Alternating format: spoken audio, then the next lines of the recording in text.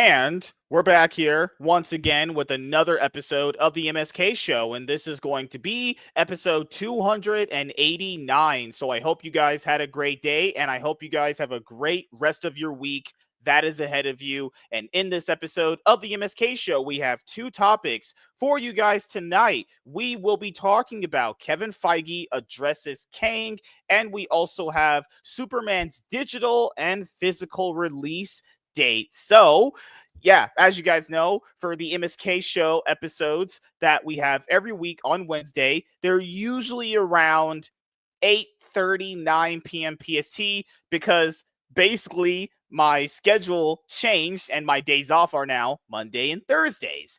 And I have to work later Wednesday. And that also means that we would naturally start the show later, but it's okay. So earliest 8:30 p.m. PST, latest 9 p.m. PST.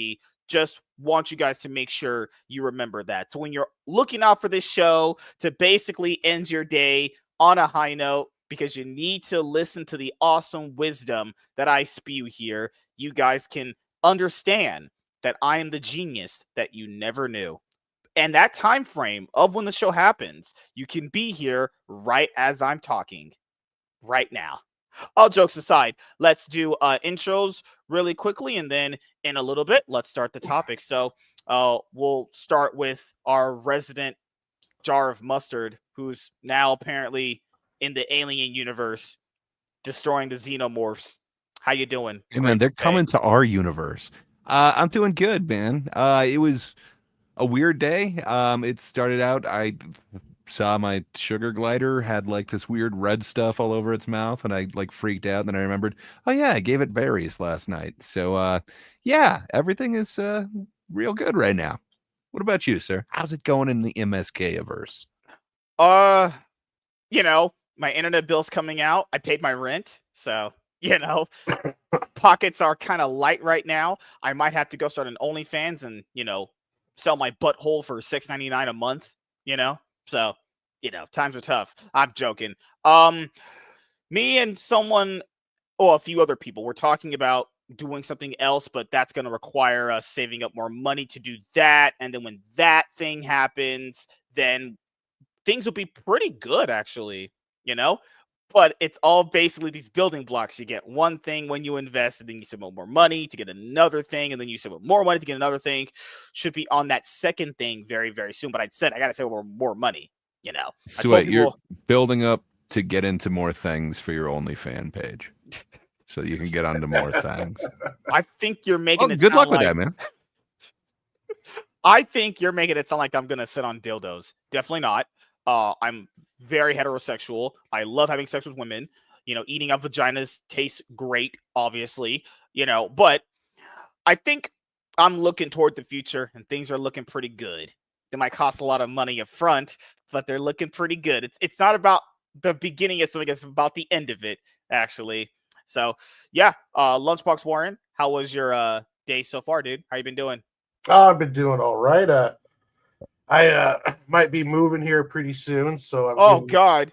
I'm waiting to hear word if I get the apartment that I applied for, and if I do, I'll be moving at the first of the month. Wait, And really? yeah, yeah, I applied for a place. I'm just waiting to hear back from it, but it sounds really positive. So I'll be moving out and moving there hopefully the first of the month. So I'm So kind of you're excited getting for that. all the utilities already set up, and the situation you'll Well, have no, to be I in applied when you're for it, and ready. I'm just waiting to hear back if they accepted my application. And then if they Oh, allow, okay. yeah, then once they do that, I'll pay and do the paperwork and contract, and then I'll move in. Good Lord. Man, I remember when I first did all that stuff. That stuff is setting up all the utilities. I would say this: set up internet first.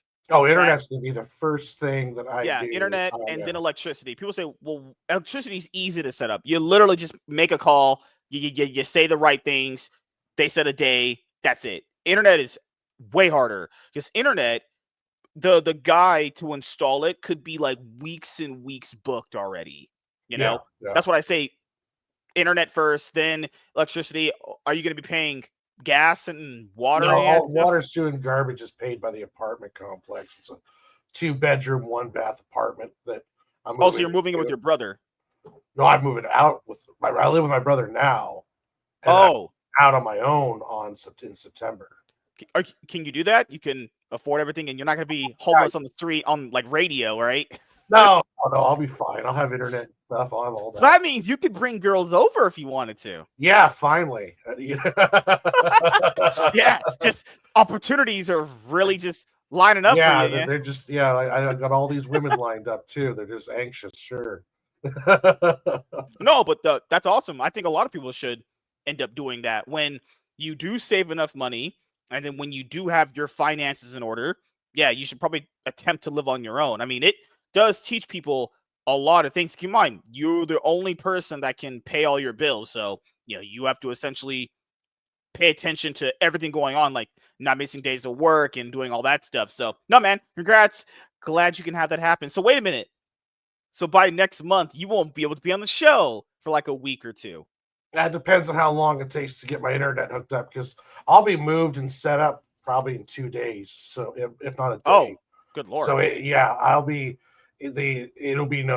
have all my stuff move over in one day, and I'll be set up probably either that evening or by the next day.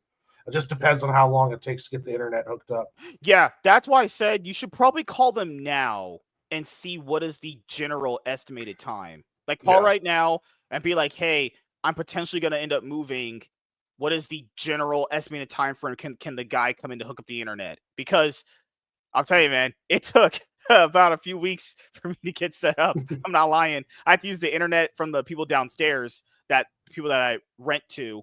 Good Lord. It's not that it's bad. They have decent internet too, but it's a little bit more different when you have a PC, you have an Ethernet directly connected. Well, you're the only one on yours, not like 3 other people on it. Well, there So, will be not really anyone down there anyway, outside of like oh, okay. my friend's sister. But it's still like weird that it's much more better if you have it if it's next to you and it's directly hooked up to your PC. So yeah, man, as you guys know, well, Warren is going to end up living on his own, bringing girls over. Gray's married. I live on my own. I have girls obviously constantly coming out of here, as you guys see every single episode. But also I have an announcement of my own. So this is probably something that I'm gonna end up potentially doing as a video for my comic book channel. I should probably make a channel update video for this channel too at some point. I know that I typically don't make channel update videos anymore because there's no need to. Because if you guys want to see me pretty much every day, I do obviously do this pretty much every single day, every day, 7 days a week, year in and year out. No breaks. The only day I had a break was I literally just was so tired. I just couldn't stream. Not because I didn't want to. I was just so tired. I was like, you know what? I'm just taking the day off, which I don't typically do. But on my comic book channel, I am going to be doing at some point a weekly episode of Comic Book Market Watch. So I was doing Comic Book Market Watch pre-recorded. And it's not like the views weren't good. It's not like it didn't really get any likes. It was nothing like that. I just feel like content like that is best served to you live. And it would just pretty much be just me going over like new books coming out every week, new collected editions. I think we settled on the name for the show and they pretty much told me it was good. Now, if I use the name for the show and it's bad, I'm blaming both Gray and Warren. I'm thinking about calling it The Spectacular MSK, and I'm going to pretty much have it titled very similar to like what this show is titled. It's going to be pretty much that name. Then it's going to be like Marvel, DC, Image. I guess you would probably put Dark Horse in that, or I could put like collected editions. Yeah, it's probably better like that. Marvel, DC, Image, collected editions, manga will probably be the name like that. So I'm gonna see how a title of that would appear on something. So I'll do like a test stream and see how long it is. That way, if I need to adjust it, I can adjust it. Because I feel like I was watching a lot of other people's channels do it, and I was like, yeah, this is probably something I should probably do live. I was like, you know what? Let's do it live. I don't know what day I'm gonna start doing those because, as you guys know, my time is already pretty thin as it is. I'm thinking about doing it on Mondays or Thursdays. So it will be after new comic book Day, which is Wednesday, or it could be before New Comic Book Day. I'm thinking it could be before New Comic Book Day. That would probably be the best time frame, but I'll have to ask you guys if you guys really have a preference on the day. It has to be either Monday or Thursday. It really can't be anything else but that, honestly. Every other day is booked, and I mean, I could do it Tuesday, but Tuesday after I get off work, I'm pretty much just like, I'm just need to stream a game. If I talk about comic book industry bullshit, I would actually throw something at my computer screen, honestly. So I'll ask Warren, since he's the known comic book guy here. Not Gray. He's not cultured like that. He used to be. He used to be cultured. Now he's just married with chihuahuas or sugar gliders, whatever you fucking call them. Shit says. What do you think, Warren? Should I do it Monday or Thursday?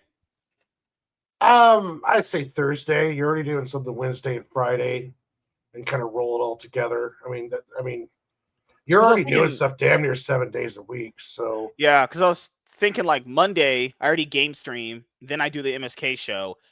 Because Thursday probably is the best day. Thursday would probably be your best day to do it. Yeah, Thursday, like I'll probably do it like around maybe like noon or 2 p.m. PST, probably. So I'll set that up and I'll see how it goes. I don't know if I'll stream it to Rumble because I think just streaming things to Rumble is fucking worthless, honestly. I could stream it to Twitch. Have you ever tried streaming on your show to Facebook? That's fucking nothing too, you know?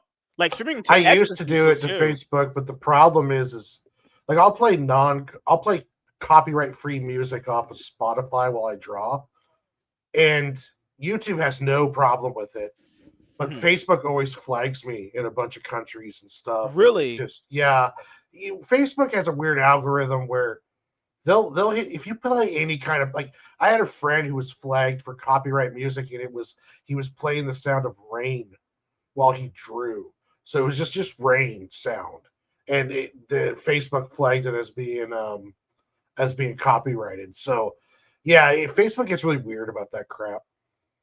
Yeah, and I know I said that I wouldn't stream on that channel, but since it's going to be pretty much just a 1 week episode thing, strictly about comic books and everything, I think it's fine, honestly. You know, I'm not going to do it every day, and it only needs to be done once a week, maybe twice a week if there's an extra episode that I want to do based around, looking at a specific thing, as far as maybe like where to start from a manga series or where to start from a certain comic book, arc from the big two, or maybe there's some Image comic book that I've been, reading and I want you guys to start from this point. Could be a ton of things that I could experiment with the show. And there's already ideas of what I want to do on episode 1. But for the most part, that's kind of where I'm at right now. There's nothing else I need to announce to you guys. Yeah, so we're pretty much just going to have a new show start on the comic book channel. Most likely, I'll be honest here, it could start tomorrow. It could. You never know.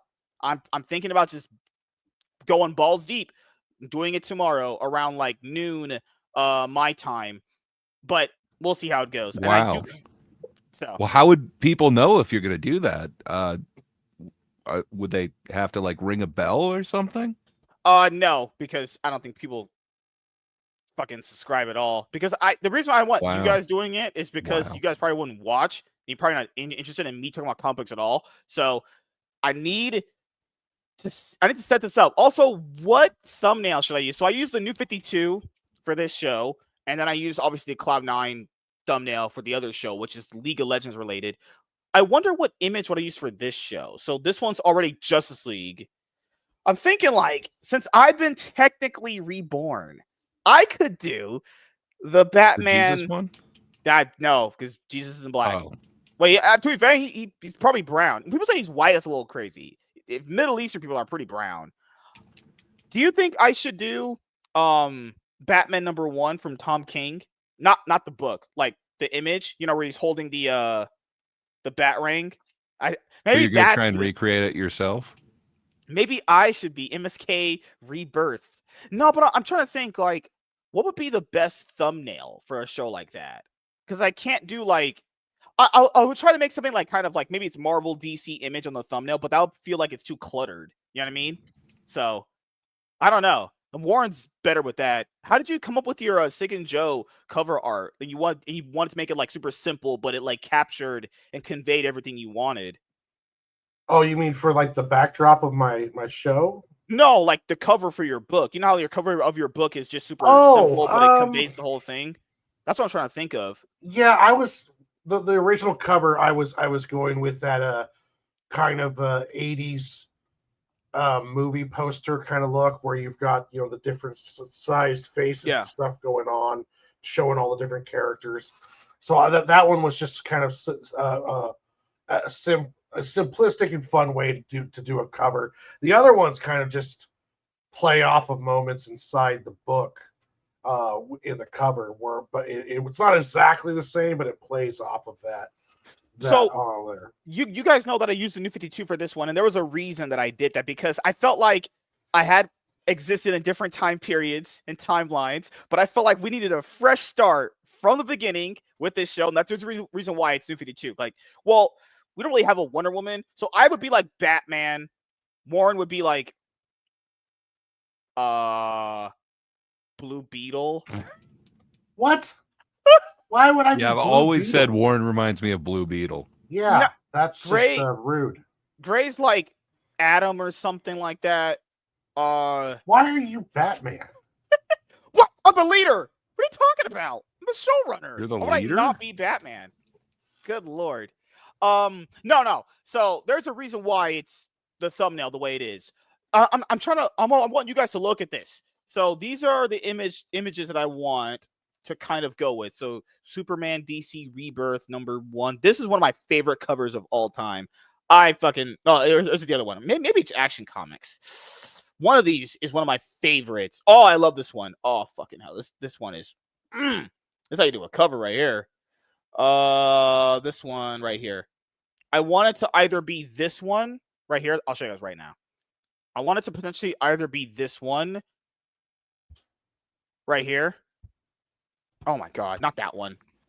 Good Lord. But I like that one too. That one's fine, honestly. This one's cool. It would be this one. I love this cover, man. This cover is so damn good. There's a lot of great Superman covers here. I wanted to either be that one, or we would do. How does that apply to you, though? Super and man. Neither of those seem applicable. I fucking hate you. Or I had my eye set on this one, because I would call the show World's Finest, but I think that only applies. Yeah, you false advertising and all. World's Finest. Let me see. Wallpaper. DC. I want to use this one. I think this is the best one to go for right here. Good old Dan Mora cover. So I'm either gonna go with this one, or I'm gonna go with the Superman Rebirth one. Probably end up going with this one. You should put your head on Batman's.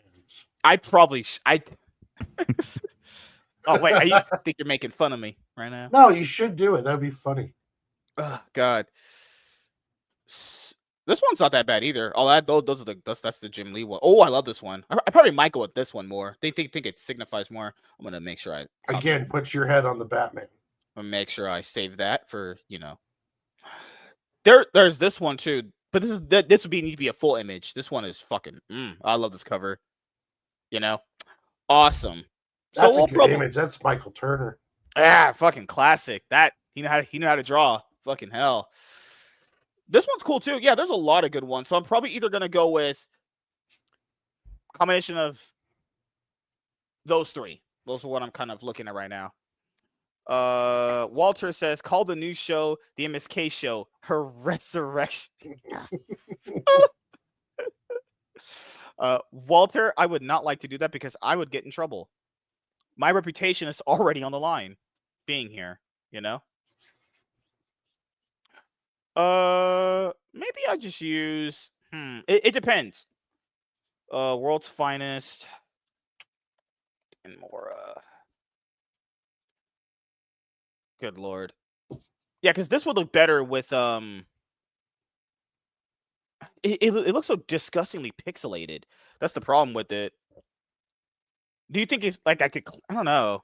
So I was looking at the image right now, but it looks very like disgusting because it says it's supposed to be in 1080p, but I haven't found it. Let me type in that. AP. But Gray, where is your Summer of Gray resurrection? Me and Warren got exciting things. What happened to you, man? What happened to you, dude? I'm having a great time. I don't know what you're talking about. This is the summer of gray. I'm enjoying myself. I'm having a lovely day. Again, everything is going well in Gray World. What happened to your resurrection? Oh, it's happening. I'm getting things all ready in the background. But Tiamat gets it. I'm being quiet. That's good. TMA Lord, what's up, man? All of Gray. Gray is busy working on the War of the Worlds watch party reaction.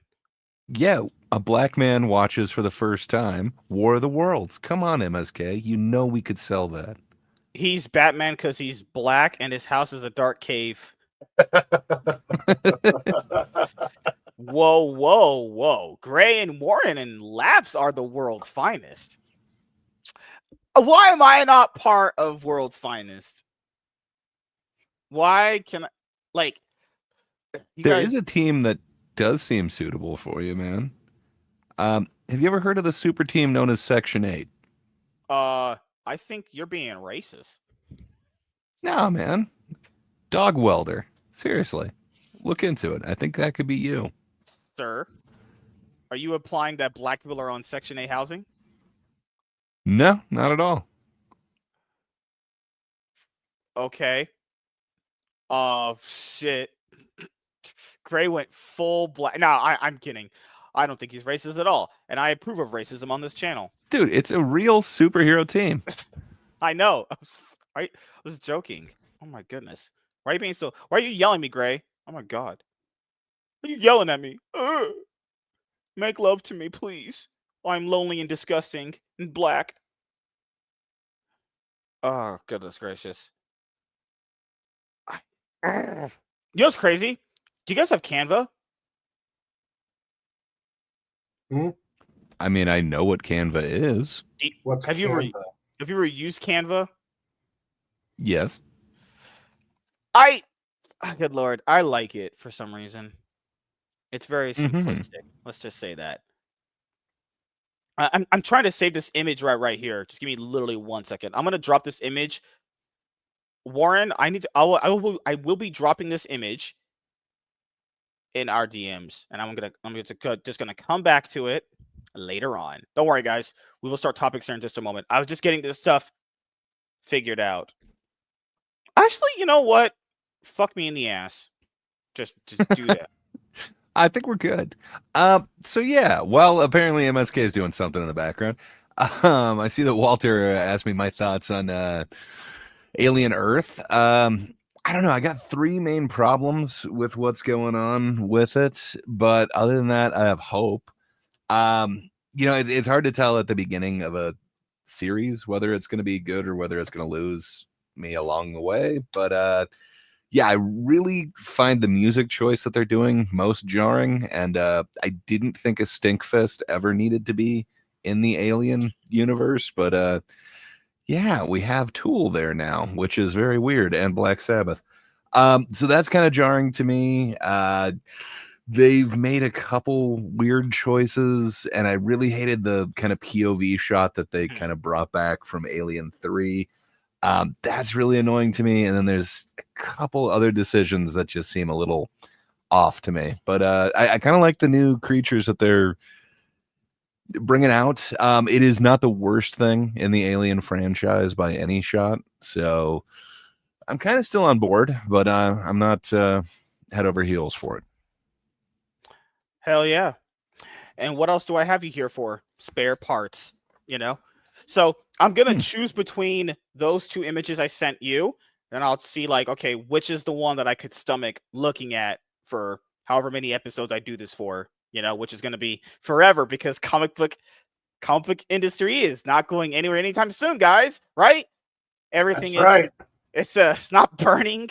It's like Dynamite 4 maybe years out left, baby. 5. Allegedly, Diamond is not going to be able to make payroll. Right? Everything's fine. The industry is perfectly fine. That's what average people think. Batman's doing good, so everything else must be doing good. Good lord. Good Lord. I actually have been thinking about this for so long. I'm actually in my brain contemplating, admiring you guys' simplicity at life, where you could just see something like that and you go, everything's good. I wish I could be you. I do truly wish I could have a simplistic outlook on life like you do. But I can't because I'm a cynical, you know, charismatic human being at heart, obviously. So we're going to end I think up. you mispronounced those words. Not sure what you're going for, but it couldn't have been the ones that you settled on. And then you also mentioned heart. I don't know about that, man. Maverick 77 Defender? What's up, man? How you doing? MCU Phase 6 is about X-Men. You mean Phase 7 is about X-Men.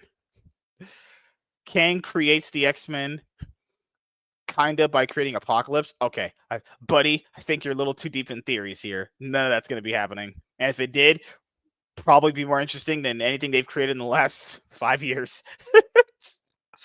Oh, goodness gracious. But I will say this. I think looking at some of the theories that ended up coming out about Doomsday that people were kind of talking about, and this is something that I was thinking about earlier today at work too, they really should have used Fantastic Four First Steps to kind of set up seeing Doctor Doom in Doomsday. Like, Galactus and Doctor Doom are obviously the most known villains. Those are their top villains, obviously. But Doctor Doom, obviously, is an immensely important, integral part to those characters. And not even having, like, him at all in the movie is crazy. Like, you get the whole Latveria tease at the beginning part of the movie when Sue's doing her, like, diplomatic, speech or whatever, right? But that's something that the MCU still lacks right there. If you're trying to basically be what you were before, and you're trying to convince people that this new villain is supposed to be the end-all, be-all, next big bad Thanos-level villain, you need to set it up the way you did before. I don't understand. I just don't get it. Why they don't do things like that like they used to. Just little things like that would go a long way with people. Showing people that you still are trying to have little nuggets and seeds of stuff you used to do. Perfect movie right there to set them up. And you could literally just do it in a post-credit scene, which technically I can't spoil. Kind of does a little bit, but it's like, come on, just a little bit more, I'm Black Walter. I don't get shit done. I'm being honest here. I literally just basically don't try, and people still think I'm actually like caring about what I do. It's fascinating, honestly. I literally give off the I don't give a fuck as much as I can, but they don't believe me. They don't believe me at all, dude. They don't believe me, man. All right. Also, Gray, when can people expect a new video on your channel? Or are you just going to do live streams when you come back? Probably starting with videos. Yeah, but probably real soon. And probably something related to this whole alien Earth thing. So, yeah, good times. Really? Just, Really, yeah. Gray? I don't believe you. I don't think you're coming back. It's taking the nation by storm. You might be like my dad, dude. You might end up coming back, but listen, no. Just hold your breath. I gotta go get some Newports. God. So, you guys ready for the topics here? I have them all set up. I'm gonna bring them up right now. No, this one's first. All right. Also, Lunchbox Horn, before we get into the first topic, are you going to be doing another episode of your draw stream this week? Yep, on Sunday I'll be doing one. Still working on getting issue 4 out, but I think on Sunday I'm going to move the camera over and draw on my drawing table and draw something physical. I haven't drawn I don't like to break away from doing Sig and Joe stuff every once in a while, so I think I might do some physical drawing, but I will be drawing for sure on Sunday. Damn, you're going to be on double digits already. Going deep in that. Yeah. Episode 11. Episode 10 was this last weekend. Rookie numbers. Gotta pump them up, man. 7 days a week drawing. You gotta beat EVS. You need to do 8-hour live streams. Call it Lunchbox Cast. And just EFAP everything Comicsgate related. Do everything but draw for 8 hours. Do everything but actually do the thing you're supposed but to actually do. work on shit. Did you see today that Ripazine number 5 came out, or pre-orders are announced, and the character's going to be a speedster, and then people were like, "But that's not original." I'm just going to point out here, guys, originality is so hard to come by these days because we're in 2025. The world's pretty developed at this point. I don't think there's any more original ideas anymore. There can't be. I mean, out of all the entertainment things that we've seen, Dude, is Sig there? and Joe. Oh my god, that's a parody. It's a comedy parody book that he's doing. We've seen that. Ouch. No! Oh my god! No. Yeah, you're right. I mean, you don't have to even do an original idea. Sometimes you just take an original take on an idea. Like you could do a speedster, but there's millions of ways to do a speedster. And if they even do just a straight up Flash with a different outfit, who gives a shit if it's good stories? Yeah, I just don't get it with people. Like, I understand this too. This happens with movies too. I'm pretty sure a lot of the best ideas for movie storytelling is like, think of every idea and concept you've ever been presented from a movie, a TV show, an anime, a comic book. Is there any chance you're going to get something completely different at this point that's not based off of or influenced off of something that came before it, and it's just brand new from the start? I've yet to see that, honestly. Most things are a retelling influenced by someone else's stuff, and even that person was influenced by something else. That they weren't even the original person of it, or it's kind of based off of this. I think that's just the kind of timeline we're in right now. You know, like Yeah. his book is based on I a don't know, talking man. cigarette.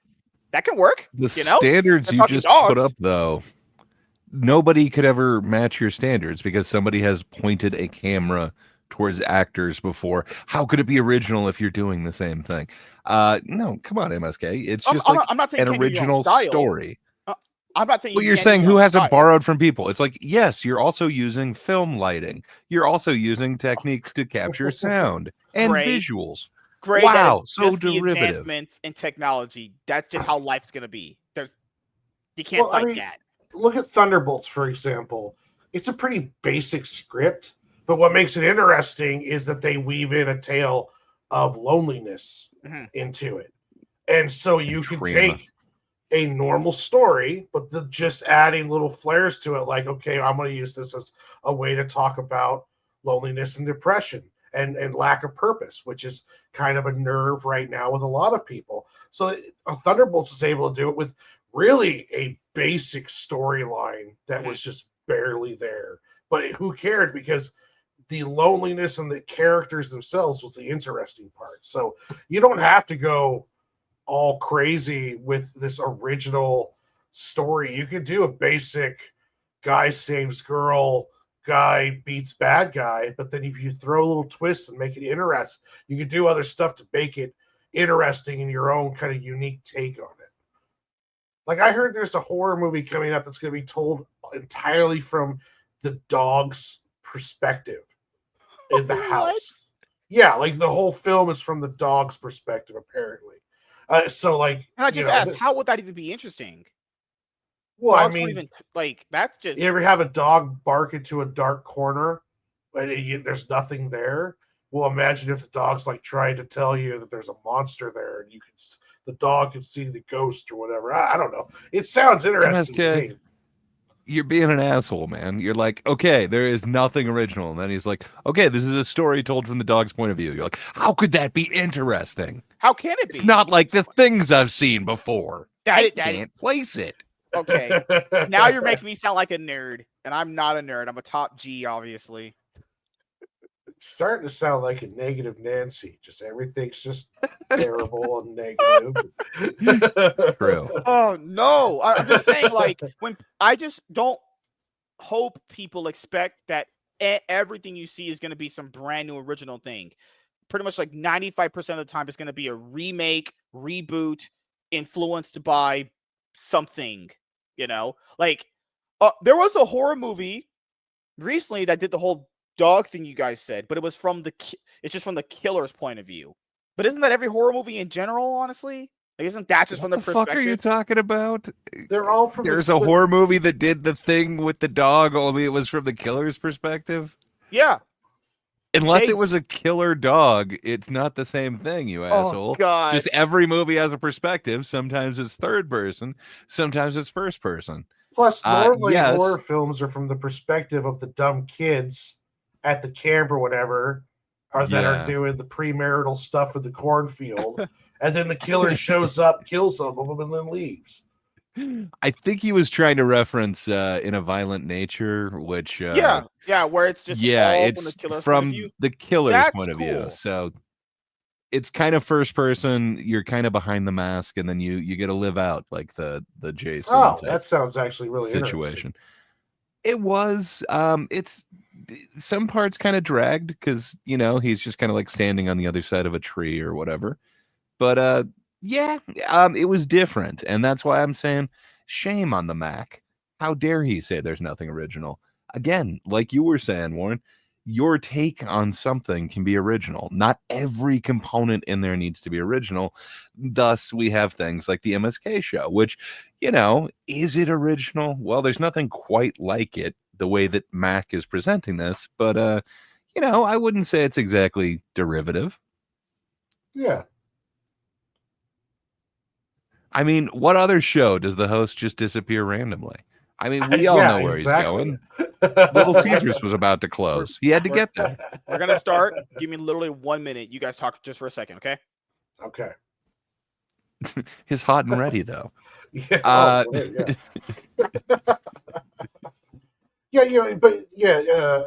I think people get hung up really on the whole, they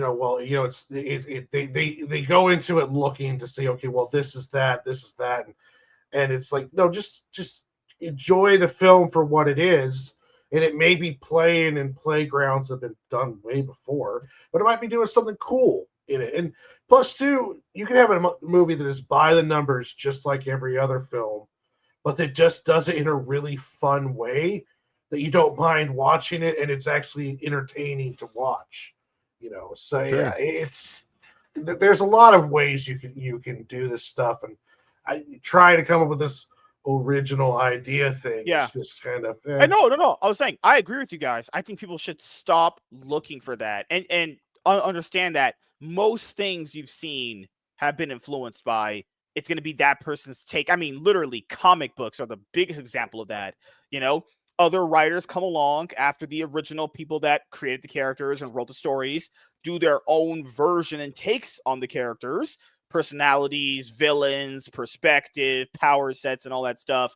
And then some of their stuff is even regarded as the best media ever out of the thing. I mean, classic example of this is John Byrne's Superman. That is almost like quintessential peak Superman comic books for a lot of people. He wasn't even the original. He's not the original creators of Superman, didn't write the original stories in Action Comics, but his take is liked by a lot of people. That's what people need to do. Like what Gray said, if you're going to do this, at least have your version of what you're doing be good, because if your version can stand out, that's awesome. Like John Wick stood out for a lot of people in America. The whole gung fu thing. I'm glad you're seeing the light. However, it was Warren who said it first, and you disagreed with him. But I'm glad you've come around to see Warren's point. I just have sex with a lot of girls at this point, guys. Deflecting with a lie. All right, so let's start the first topic. Then we're gonna just go right into the second one. No breaks. We're gonna just grab Gray and just make love to him. Hot, sweet loving. No. Oh, thought you were fun. It's Tuesday. Not fun, and it's almost Thursday. It's pretty much I'm in the past currently. I need to go and transform myself. You mispronounced it. You're repressed. Nope.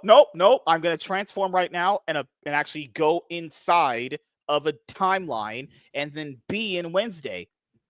Yeet! Oh my God, I'm here.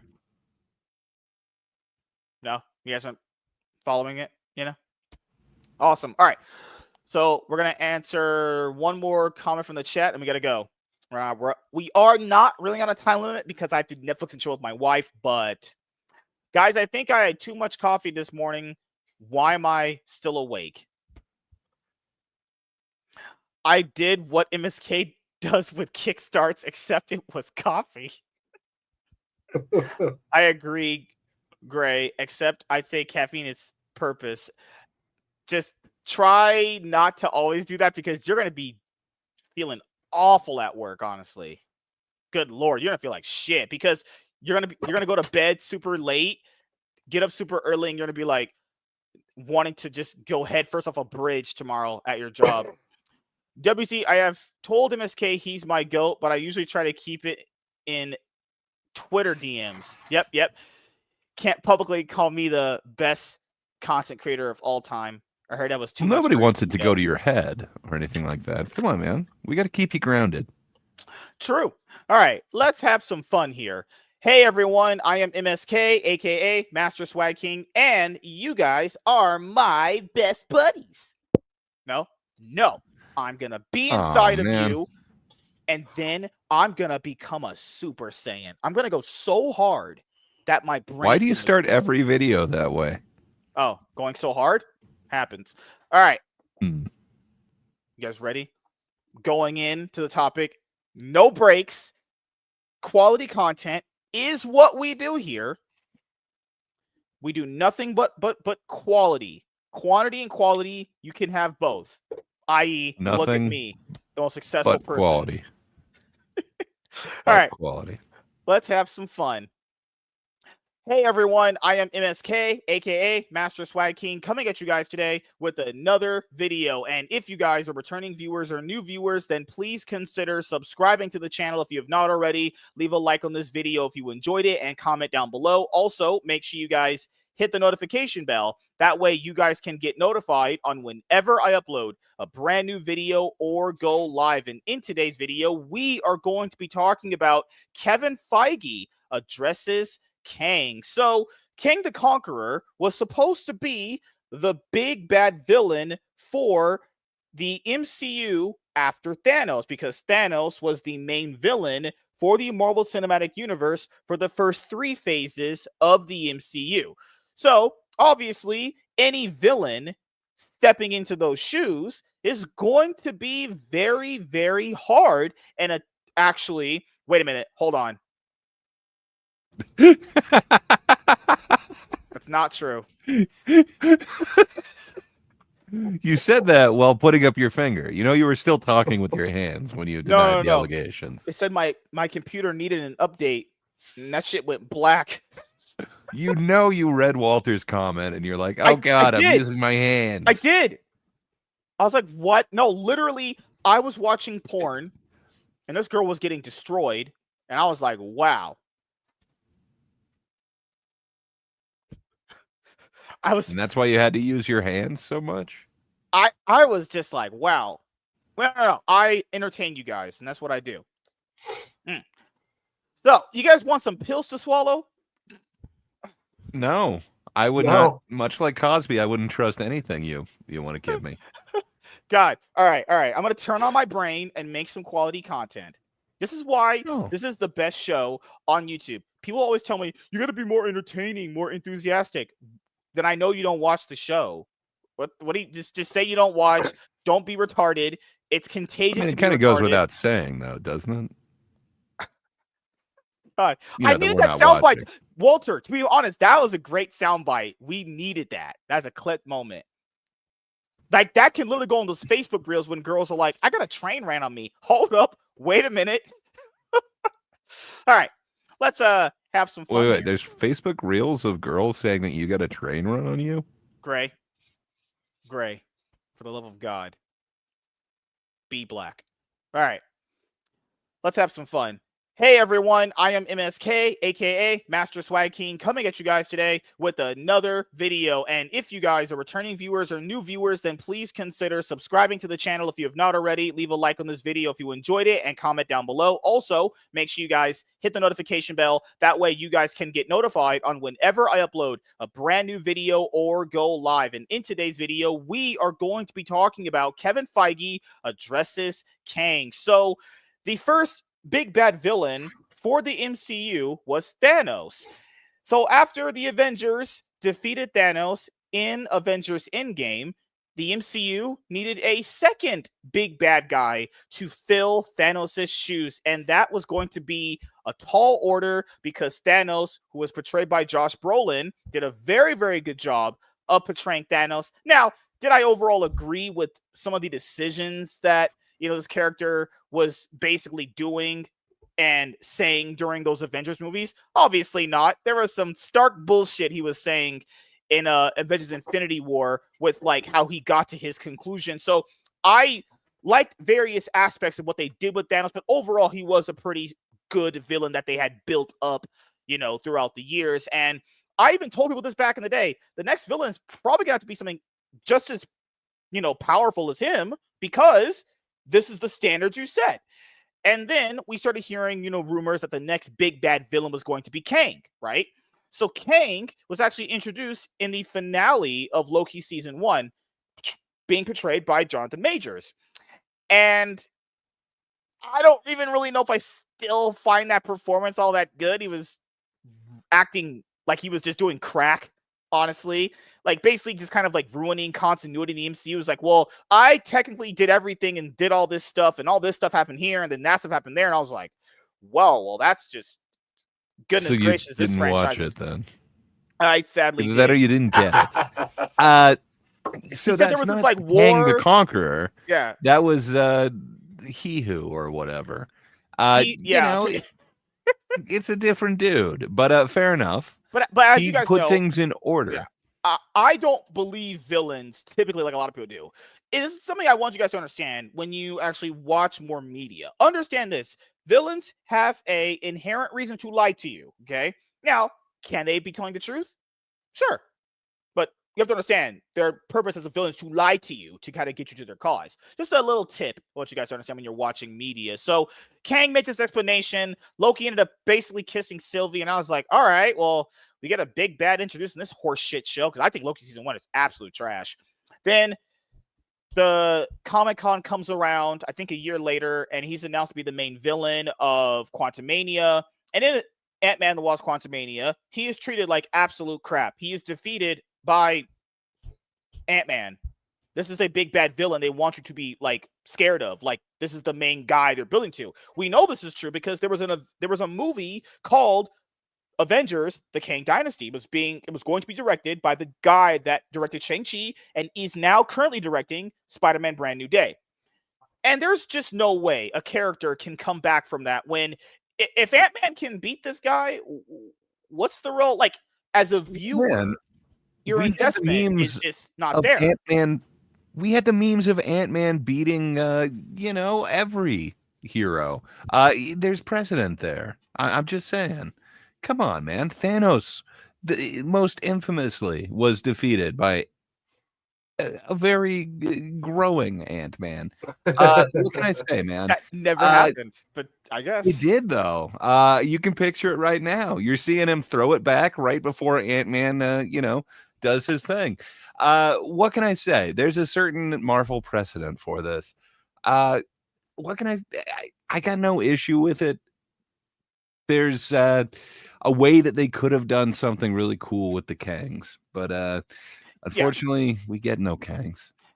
I agree with you. And the thing I wanted to just tackle onto your point, which is like they didn't do Kang the same justice they did Thanos. I mean, Thanos was introduced in Avengers in that end credit scene. Then you see him in Guardians of the Galaxy. And when he turns his chair over, I remember watching that movie in the theater, and people were like, "Oh my god, this guy looks he's pretty fucking deadly." Then you see him, the end of Age of Ultron, that iconic clip. Fine, I'll do it myself. And you're like, "Oh shit, he's coming. Then Infinity War, obviously, he starts the movie off and he whooped Hulk, pretty much shit stomped Thor, but that's happened in every single one of his fucking movies. So, pretty routine thing for Thor to get shit on constantly. He's one. I think he's the only villain, one of the few villains to actually beat all of the heroes in the way he did it. Like Avengers Infinity War, he wins. He's the only Avengers villain that has actually won against them. I mean, spoilers. Oh, good. Oh, fuck. Good Lord. So when we're looking at Kang, it's like there was a lot that Marvel did there, whether be it someone else's ideas or Kevin Feige's ideas, right? He was built up. And you're forgetting liked about Lady Loki. Lady Loki beat everyone. You know what's crazy? She was so trashed, they just ignored that bitch. She just doesn't exist. She's doing her own thing, man. Yeah, she's in charge of the timeline pipeline.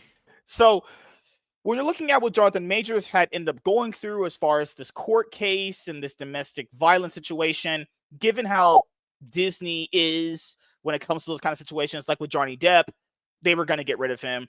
And the court case and all of that is just a whole different can of worms. But, he ended up getting fired. So you seem upset with all of this. What would you have done if MSK is running the MCU and you have Jonathan Majors with these accusations against him?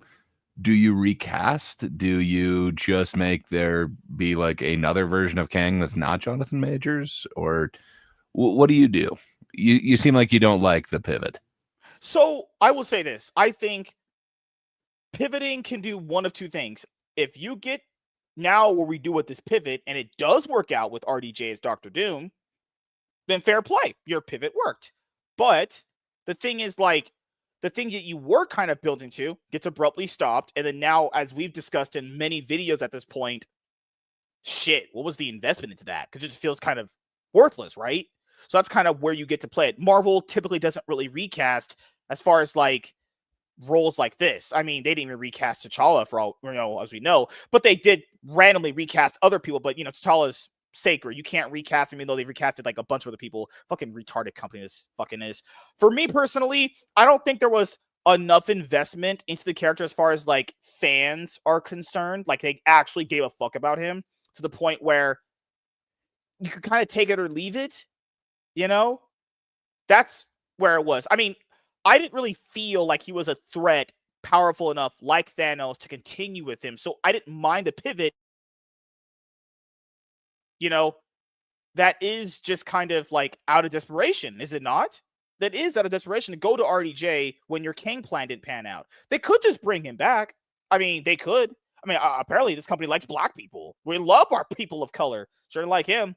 But I even said, why did they hinge the whole universe on black people? I said, you give a black person the keys to the kingdom, they're going to ruin it.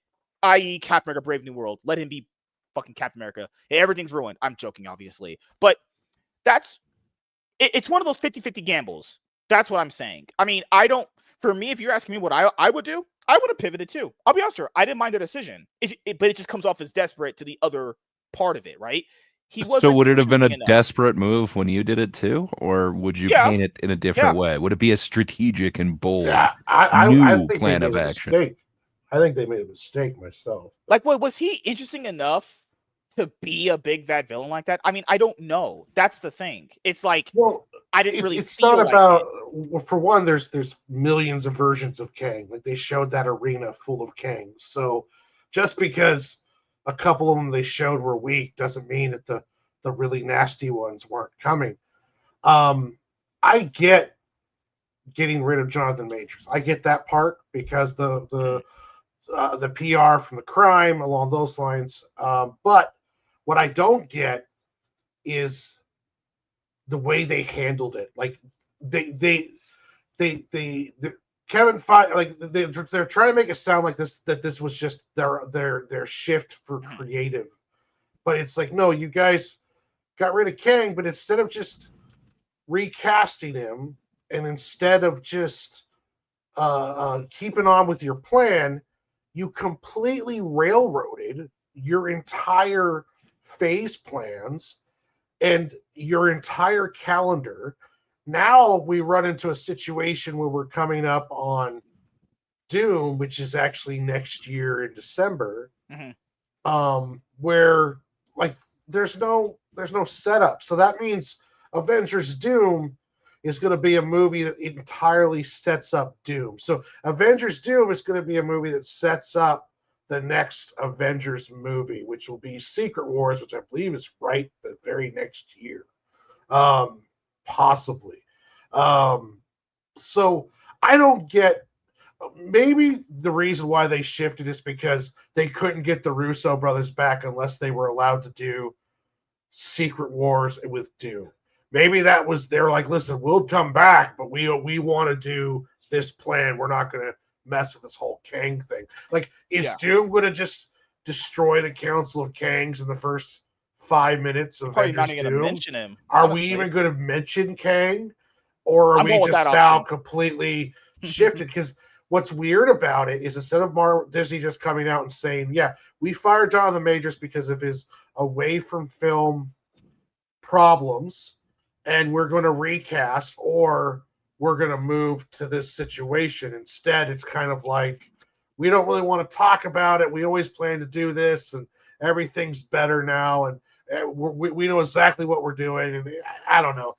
To me, it was just completely derailing what your plan was. And then now we're kind of just limping into what's supposed to be your massive event to kick off phase whatever. So yeah, I don't know. To me, I think they handled it really poorly. But Disney handles this stuff terribly. They handled the Gina Carano firing, which completely derailed like half of Jon Favreau's plans for his Mandalorian universe deal. So, and they just and just so it could have been one of those things where Kevin Feige just woke up and got a phone call and said, "Hey, you can't use Jonathan Majors anymore," and then he was just scrambling to try to figure out. And we know that's true. What route to go? They can be kind of erratic with their decision making because the Bo DeMeo tweet that he obviously put out on his Twitter pretty much highlights that. Kevin Feige just is kind of a little irrational with the other guy that he's doing the movies with. So it could have been just a random irrational, like, hey, fuck it. Let's just kind of pivot to this. Because that's what I'm trying to say. It's not like a right or wrong decision because the investment they made into him, was it really worth continuing with? Because that's the key right there. Was it worth moving forward with what they had offered you with this character? Or from their point of view, from a business point of view, you pivot and you go, okay, this is more interesting. Let's make this work. Now, I'm just being honest with you guys. I don't think the latter is true. I think they just got desperate. These movies have not been doing well. The fan reception is not good. And they went, fuck. We lost our main guy we were building towards because he's black, and then they just always got to do crime because that's just in their blood and destiny to do crime, you know? So we have all these situations now, and then Warren, he highlighted it beautifully. If this, I mean, all that investment, let's just say people did like it. I'll just put out there. What if you did like it? So now, how do you trust this company then? They just took away everything you liked with this guy. What if you did like Kang? Well, they're not going to do anything with him anymore. He's pretty much probably blacklisted from ever working with them. So it's like they had all these bad things happen to them and come up. It's just crazy. I mean, for me, like, never say never, man. You know, Gunn was supposedly blacklisted from them before. He kind of came back. You know, Gina Carano, I have a very sneaking suspicion you will see her back in the Cara Dune character. I think so too, yeah. Real soon. So I don't know, man. Never say never. You know, Ezra Miller was able to play the Flash. I think we can get Kang back in there one time. And well, that's the crazy thing said too. He'd come back. Like he said he would do it. That's the crazy thing too. I remember, you know, neither Johnny Depp or Jonathan Majors have done anything near the insanity of Ezra Miller, and Ezra Miller was still allowed to tentpole a major DC IP. So it's what was amazing was that Ezra Miller was on movies with Johnny Depp that Johnny Depp got kicked off of because of what he did, while Ezra Miller is like holding a single mom and her children hostage and like trying to run a cult and attacking fans and just doing all this crazy crap.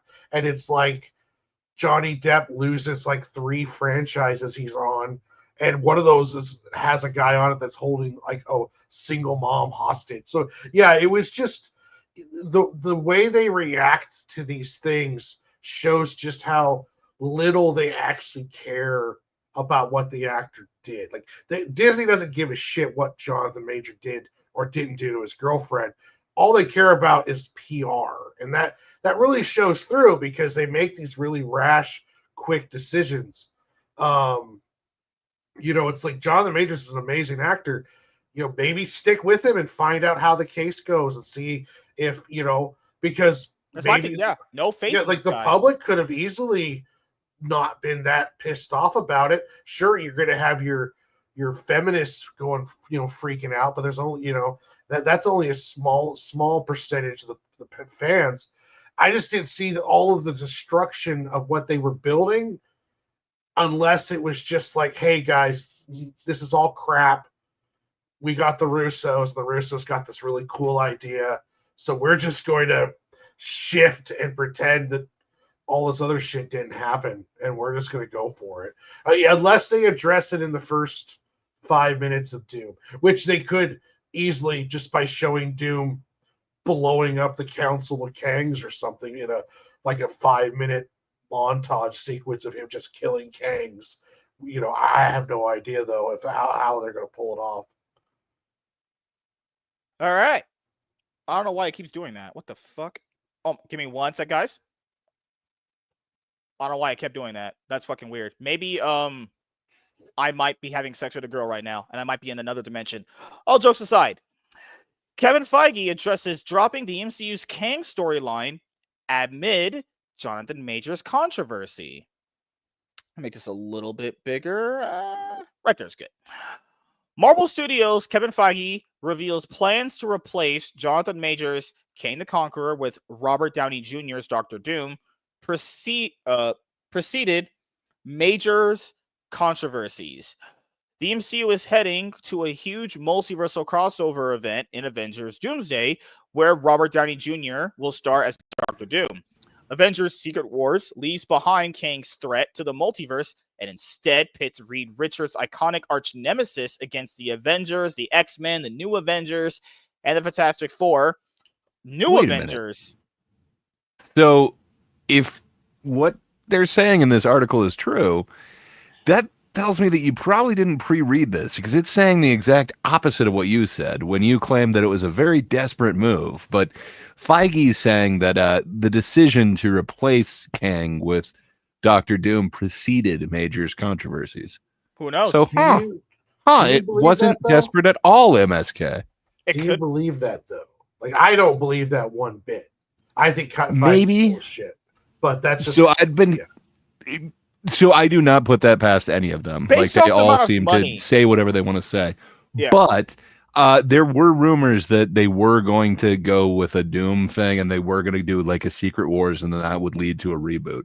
That is roughly where they're going. So I don't know. I had heard that before Kang was out. Kevin so Feige I don't said know. that after Quantumania bombed. Remember? So after Quantumania bombed, he basically was kind of saying things trades like, we were probably going to move on from Kang, barring Jonathan Majors' controversies. Yeah, he said that after the movie bombed. So if it didn't bomb, they were going to probably just keep on with the character. Makes a little bit more sense. It's like that movie bombs, which was a huge financial loss. That movie sucked too. Like that movie was actually so maybe you guys are right because maybe I was a little bit off it because maybe that was kind of like, wow, after Quantumania bombed, they're like, maybe it is switch up to Doom. It's going to be cooler. Yeah, that's why I said them switching up. To me, the reason why it screams desperation is that they literally brought RDJ back. I mean, that is like they moved on from him, but they were like, you know what? It makes sense. There's like 3 different storylines in the comics where it would make sense to have like RDJ essentially as Doom, where it's very similar to Stark. As reported by THR, Marvel Studios head Kevin Feige explains that the studio started to consider the idea of shifting focus from Kang the Conqueror to Doctor Doom before Ant-Man and the Wasp Quantumania. According to Feige, Disney's acquisition of 20th Century Fox opened the possibility of placing Doom as the MCU's next big bad, and Feige himself started talking with Downey Jr. about a villain role. read Kevin Feige's full comments. Wait, right hold here. on. So Feige's saying even before the failure of Quantum Mania, he was thinking about replacing Kang. So they had no faith in this character at all, if we're being completely honest here. That's just, it kind of blows my mind, really. You're going for Secret Wars, and you know that's where you're going to go, and that's going to be the reset. So all this road leads to Doom. But could he just be full of shit and just saying this now? Possibly. Well, what surprises me about it is that, you've got the TV shows, you're planning. At this time, they have Avengers Kang Dynasty on the schedule. And then then I think it was supposed to be Secret Wars, I believe. Wasn't it the original deal? So, like, while you're pre-planning Kang Dynasty, getting a director, you got your TV shows working on Kang.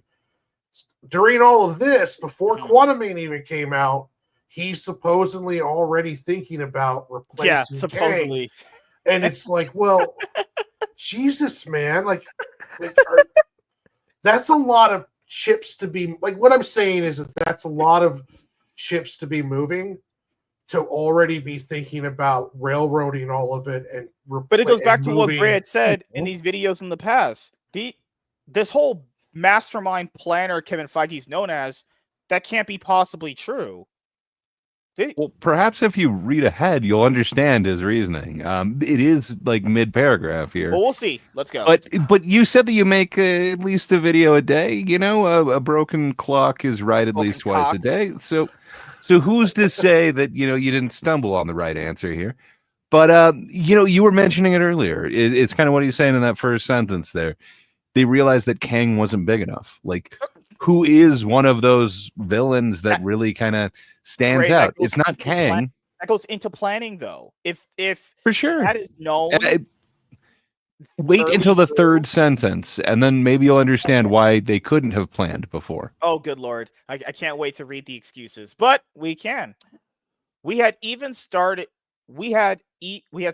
even before what had happened to the actor happened. Okay, could have just said that way easier, Kevin. Wow. So you're not sounding like Kevin Feige when you're doing this. I'm not white. Come on. In a Feige voice, sir. Not Feige enough. I mean, you're plenty Feige, but you can be Feigier. I'm uncanny MSK at this point. We had started to realize that Kang wasn't big enough, wasn't Thanos, and that there was only one character that could be that, because was that in the comics for decades and decades, said Feige, because of the Fox acquisition, we finally had it, and it was Dr. Doom. So we had started talking about Dr. Doom even before we officially pivoted from Kang. And in fact, I started talking with Robert Downey Jr. about his audacious idea before Ant-Man 3 even came out. It was a long plan that we had to take one of our greatest characters and utilize one of our greatest actors. So, but there's puzzling things about that. What's so puzzling? They didn't have access to it. Same thing with the Fantastic Four. They couldn't use those things. You're right. So when do you think the plans for the Kang Dynasty came out? Well, see, Kang Dynasty was supposed to drop this year, I think in April. You're right. But when did they start the move towards Kang? Well, Kang was the main villain in Loki, and I think that was his first appearance. Then you have Quantumania, which was 2023. Wasn't he also? Well, yeah, he was also in Loki season 2, wasn't he? That's all 2021, 2023 time frame. Yeah, and I'm not sure which Disney conference, because one of their D deals where they showed the calendar that had the Kang Dynasty with the director attached and all that. Because I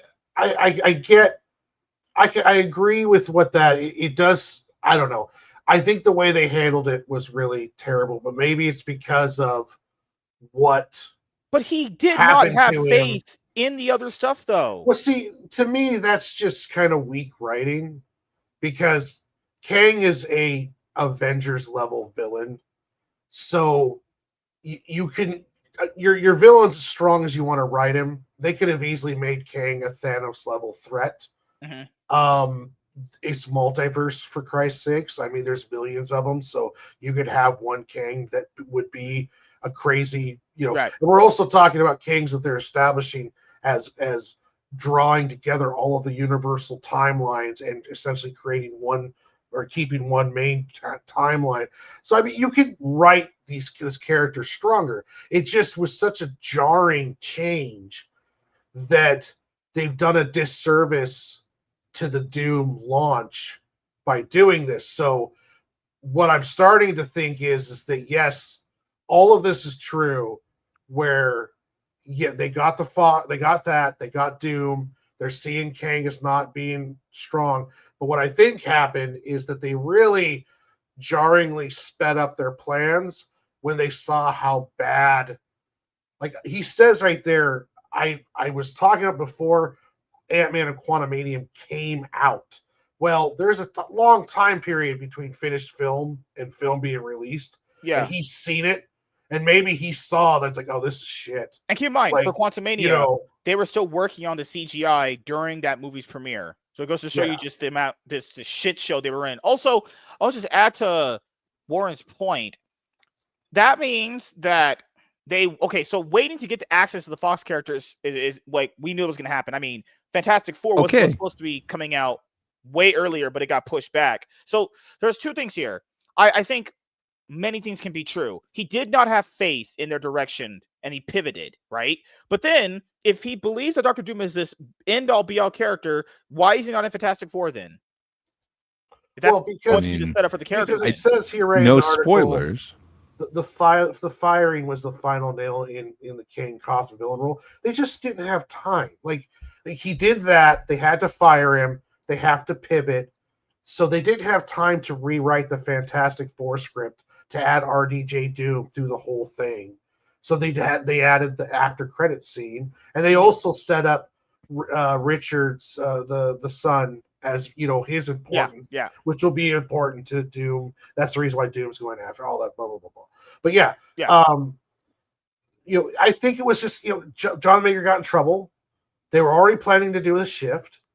They had it all set up, and Jonathan Major got in trouble, and they're like, "Oh crap, we got to kind of." But just in what you just said, they might have originally planned to do Kang Dynasty, and then work. Well, we know they did. They got a director. They had a logo. I think they probably planned to, and then they work. They're going to work probably Doom into that, and then transition from Doom into Secret Wars and along those lines. So Doom would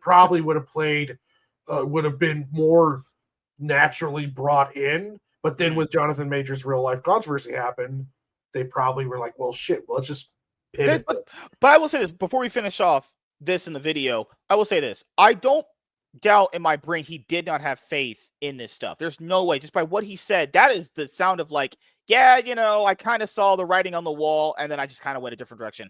But that's fine. That's not a bad thing. I even said it myself. It's not a bad thing. There was not that much there with this character that they did to really set him up as a big bad. He could have just said, and I do agree with what he said. It's just the fact that if you didn't have faith in any other shit, why even make it? Why even drag the franchise's reputation through this? Midway through, he was like, you know what? This is bad. And he knew Ant-Man 3 sucked. We know that movie sucked. Ant-Man 3 is bad. That movie stinks.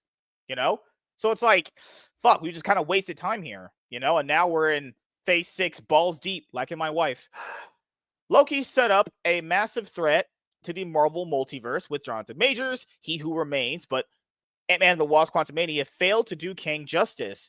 At the same time, the multiverse saga in general grew much less consistently than the Infinity Saga, failing to lay the foundations for Kang's eventual face-off with the Avengers. Jonathan Majors' real-life controversies led to his firing. Never trust a black guy to lead your franchise, which ended up providing the final nail in the coffin of Kang the Conqueror's main villain role. Marvel Studios has been trying to course correct in the past few years. It's very similar to what DC did after BVS pretty much just did not get the reception that they wanted. DC just forever tried to course correct, and we know how that ended up. That is true. I mean, They canceled the Ben Affleck Batman, which was already Mhm. like script written, ready to go. They Yeah. did cancel and move around a lot of stuff after the failure of BVS. Marvel Studios Sorry, has been Greg. What were trying you to going to say? course correct in the past few years. Disney's acquisition of 20th Century Fox was always a desirable scenario for Marvel Studios, but it wasn't a certainty. Once the deal was finalized, the floodgates swung open, and introducing characters like the Fantastic Four, Doctor Doom, and the X-Men naturally became a top priority for Marvel. The multiverse saga fully leans on the infinite possibilities of the Marvel multiverse, while King of the Conqueror's time travel suits this theme. The possibility of having Robert Downey Jr. returning as a villain after Iron Man's Avengers Endgame death was not one to be missed. Downey alone was reportedly paid around $50 million for his appearance in each Avengers Doomsday and Avengers Secret Wars, which goes to show just how much Marvel Studios trusts this star's influence on the MCU. I mean, I'll ask you guys, do you think he can still put butts in seats, actually? Oh yeah. I mean, If it's for MCU related, yeah. Anything else? Avengers Maybe hit or Doom miss. will do a lot better than Kang Dynasty would have. It's going to do better We're being literally honest. in just 2 days. I'm calling right now. Doomsday will make all of Quantumania's budget in 2 days.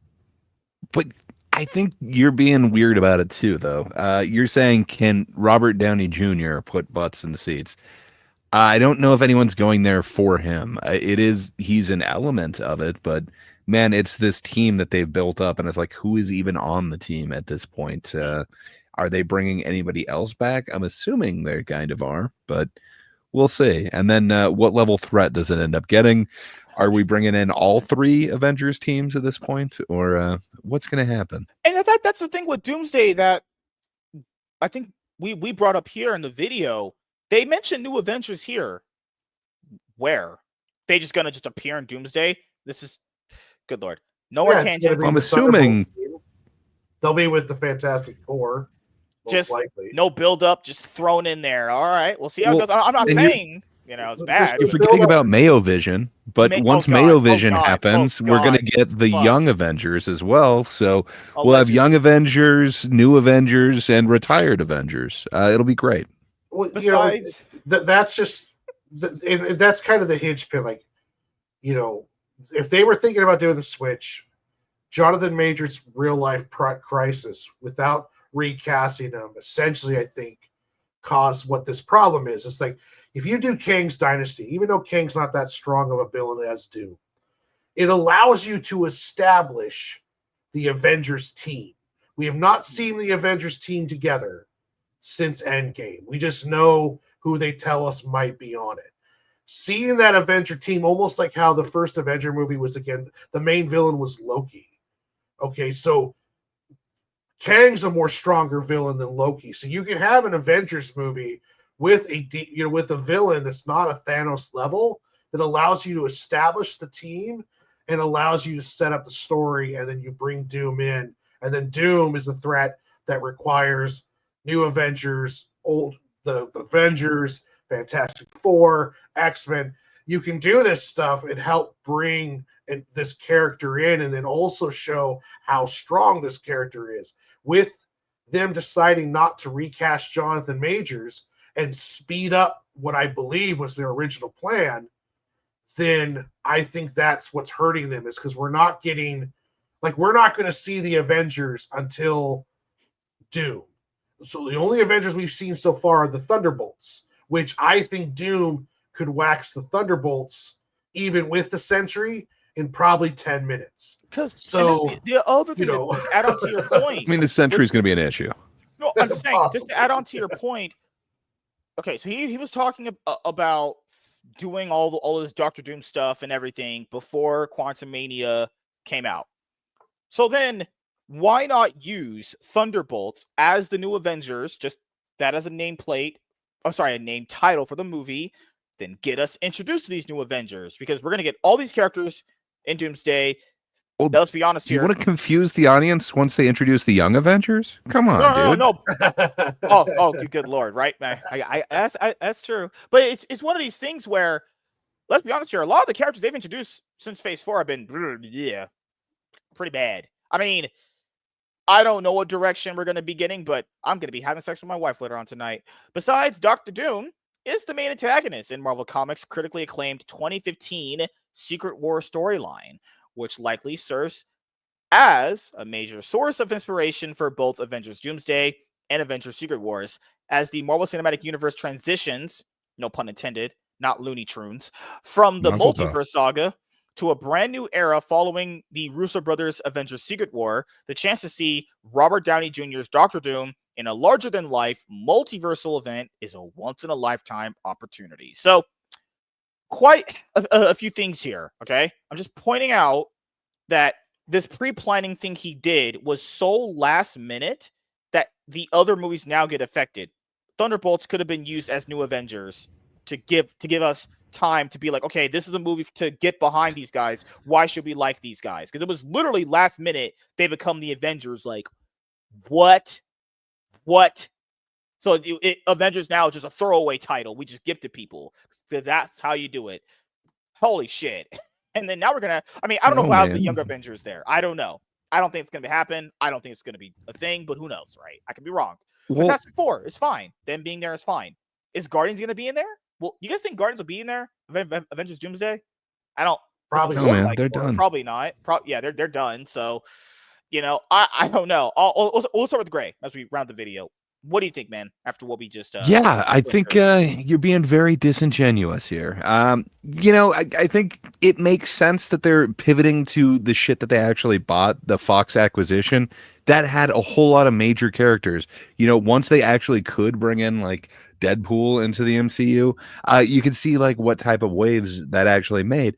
But when was the earliest that they were able to do that? I think the earliest was the Marvels, the post-credit scene. They were able to bring in like, Fox X-Men.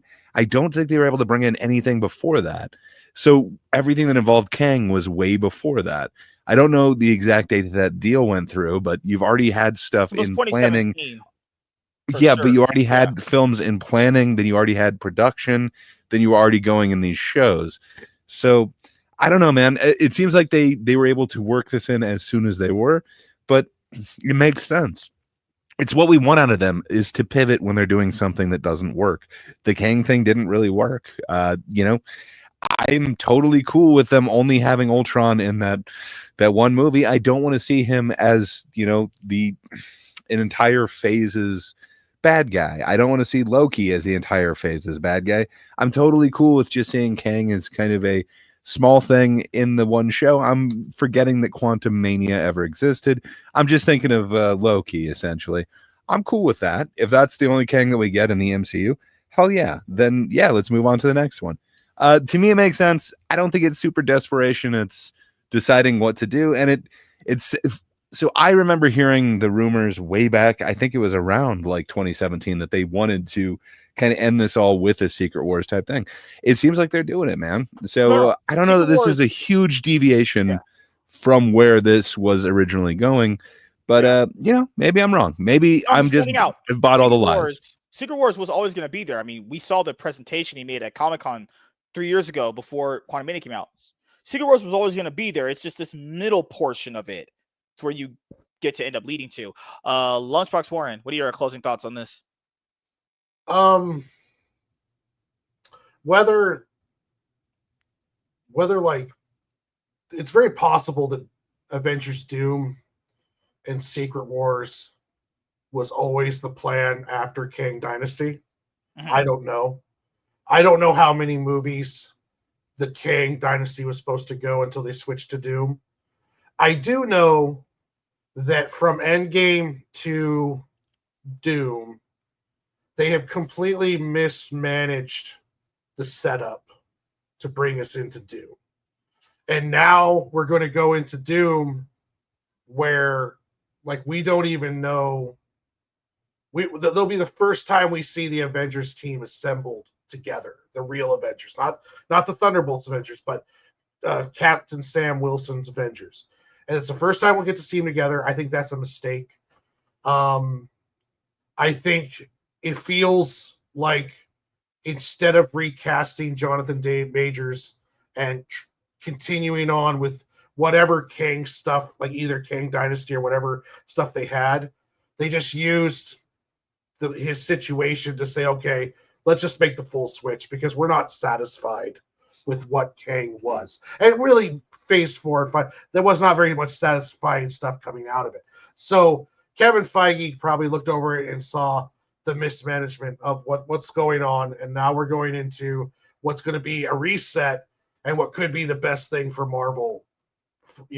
They've done since Endgame is to get this reset, get everything balanced, and get everything back onto a track. And also that'll allow them to recast Iron Man, Captain America. They've always, other stuff that they've talked about after the reset. So, and plus two, X-Men will be a big part of that too. So we'll get to see the new X-Men team, not the Fox one. The Fox one will be used for Doom and Secret Wars, but they already planning a new X-Men team after the reset. But I do think that they really mishandled this because we've had, like, we mentioned, and one of the complaints is there's no build up to Doom. Robbie Downey Jr. is like, if you look at what's going on into Doom, if you're just looking at what the movies, the TV shows have showed us, we have no setup for Doom.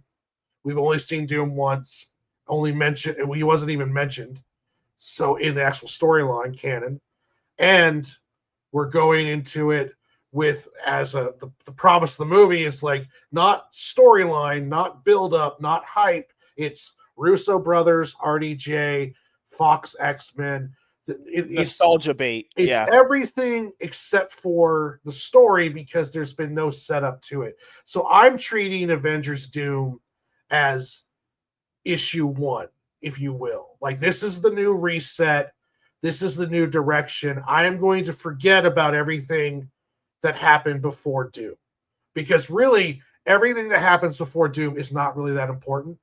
Except, honestly, I'm not saying that, you just to forget the Fantastic. You don't need to watch Fantastic Four, Thunderbolts. Those are good movies. I'm just saying is my mindset when I go into Doom, I'm going to treat everything that happened before Doom as it's not important. I'm going to go into this with a fresh mind and prepare, because I think Doom is going to be a setup movie. We can't treat it like Endgame or even Infinity War. You almost have to treat it like that first Avengers movie, because this movie is setting up everything, setting up the new Avengers team, setting up the big bad, setting up the course of the universe. That's why I said this movie just feels like last minute. Well, everything feels like it's so last minute. I don't think it's a last minute. I think it's a reset. I think it's like what we were doing was bad, like Grace said, and then they're like, okay, we need to pivot.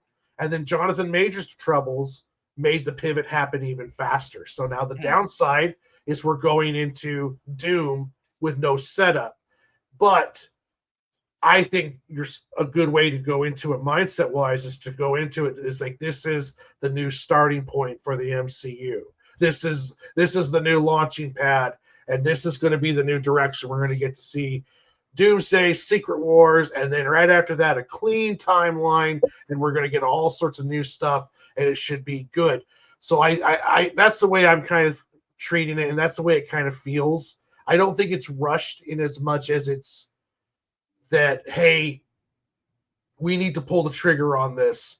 We were going to wait and set up some stuff with Kang Dynasty, but that's not working out. We need to pull the trigger and go. I might be wrong, though, because they did have to hold off a year.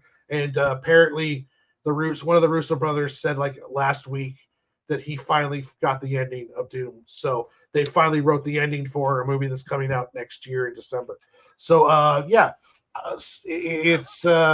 it does feel rushed, but at the same time, though, some of the best art comes out of rushed projects. I mean, if you watch Jujutsu Kaisen, some of the best animation in generations, but those people are like sleeping under their desks and having like fractured hands for being overworked. So yeah, a lot of good art can come out of terrible things. So for me, I think it's several different key factors. So one, using what they had been doing up until this point, trying to basically shoehorn everything last minute into Doomsday is just, I mean, I don't know how it's going to turn out. It could turn out good. I'm not saying it won't or it will. I'm just looking at it from the outside looking in, right? It's the fact that they had to pivot based off of Jonathan Majors. That's one. And two, were they already contemplating pivoting prior to that based off of the fan reception and based off of the direction of the MCU. 3, I do genuinely believe he did not have faith in what they were doing before. So the pivot was going to happen no matter what. Because let's be honest here, there was nothing from what we saw after Endgame with Far From Home all the way up to Quantumania that gave you anything of like, well, fuck, shit, this is really worth it here. Then the 4th thing would be now, because you kind of squandered building anything up, and the 2 movie slots that you could have built something up, they weren't used for that. I'll just say right now, looking at it from his comments, you should have used Thunderbolts to be the new Avengers. Because just kind of calling them the Avengers at the end of Thunderbolts is like, why should I get invested in that? That just feels kind of cheap and useless. You know, that was my only real actual criticism of Thunderbolts outside of like a few other things, right? So then you Fantastic Four. If he knew he wanted to use Doom, okay, let's maybe like delay some movies. Let's like give it some time to breathe. Let's kind of get Doom to be in Fantastic Four to set up Doom. He's kind of coming in cold. Now, they have brought in random villains to be cold, sort of the cuff. I mean, William Dafoe's Green Goblin essentially came off cold in No Way Home. Did a great job. A lot of the villains in that movie did a great job. And RDJ is a good enough actor to where I think he can come off cold, retired, and, you know, completely do it. Then there's the other thing. Multiverse of Madness we didn't mention. America Chavez. She literally can travel through the multiverse or dimensions to it. She's not in the movie.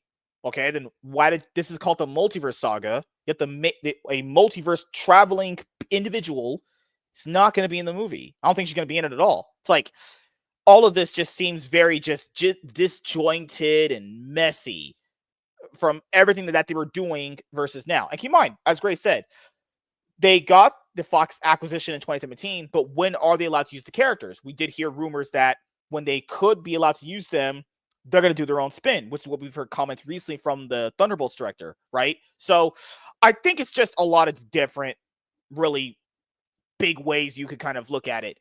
But I do believe this. He did not have faith in what they were doing. He did not have faith in Quantumania. He did not have faith in the stuff before. So it just kind of is like, well, that kind of sucks this year. He blamed Anthony Mackie for Brave New World failing. He was like, yeah, it's because Chris Evans wasn't there. I mean, I don't know what else that's supposed to mean beside Anthony Mackie just kind of failed us, you know? I got to stop you right there. So you're saying like he didn't have faith in it. Should he have had faith in it? Like that is the garbage that they put out, but you saw it.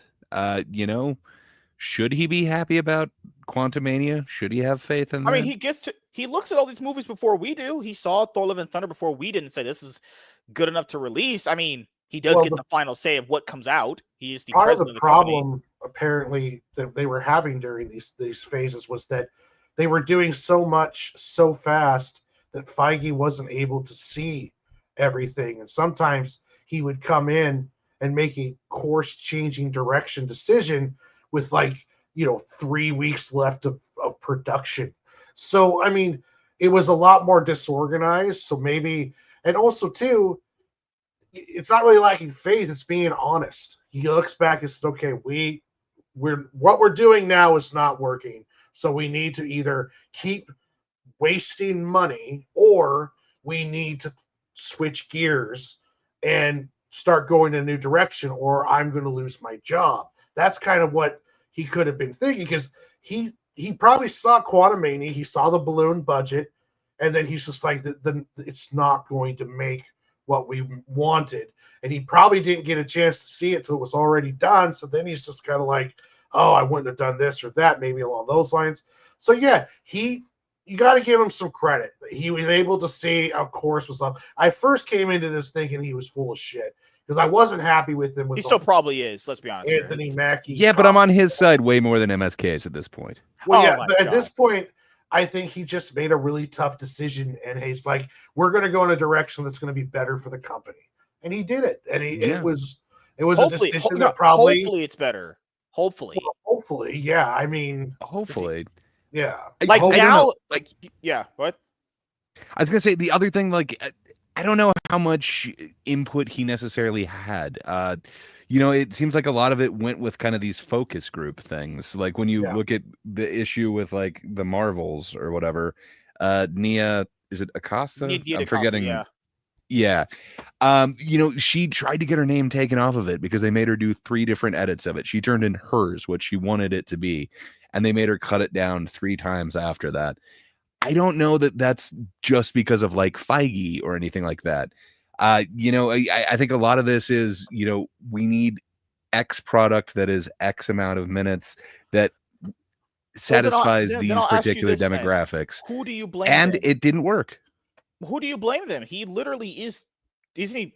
His title is I think editor-in-chief. the strategy that they were doing before, which is like Warren said, which is everything all the time, just shotgun blast in every single direction to where there isn't actually a cohesive vision. I think they've now taken it back and said, okay, we're going to have one vision and it's going to be how we actually tie this up.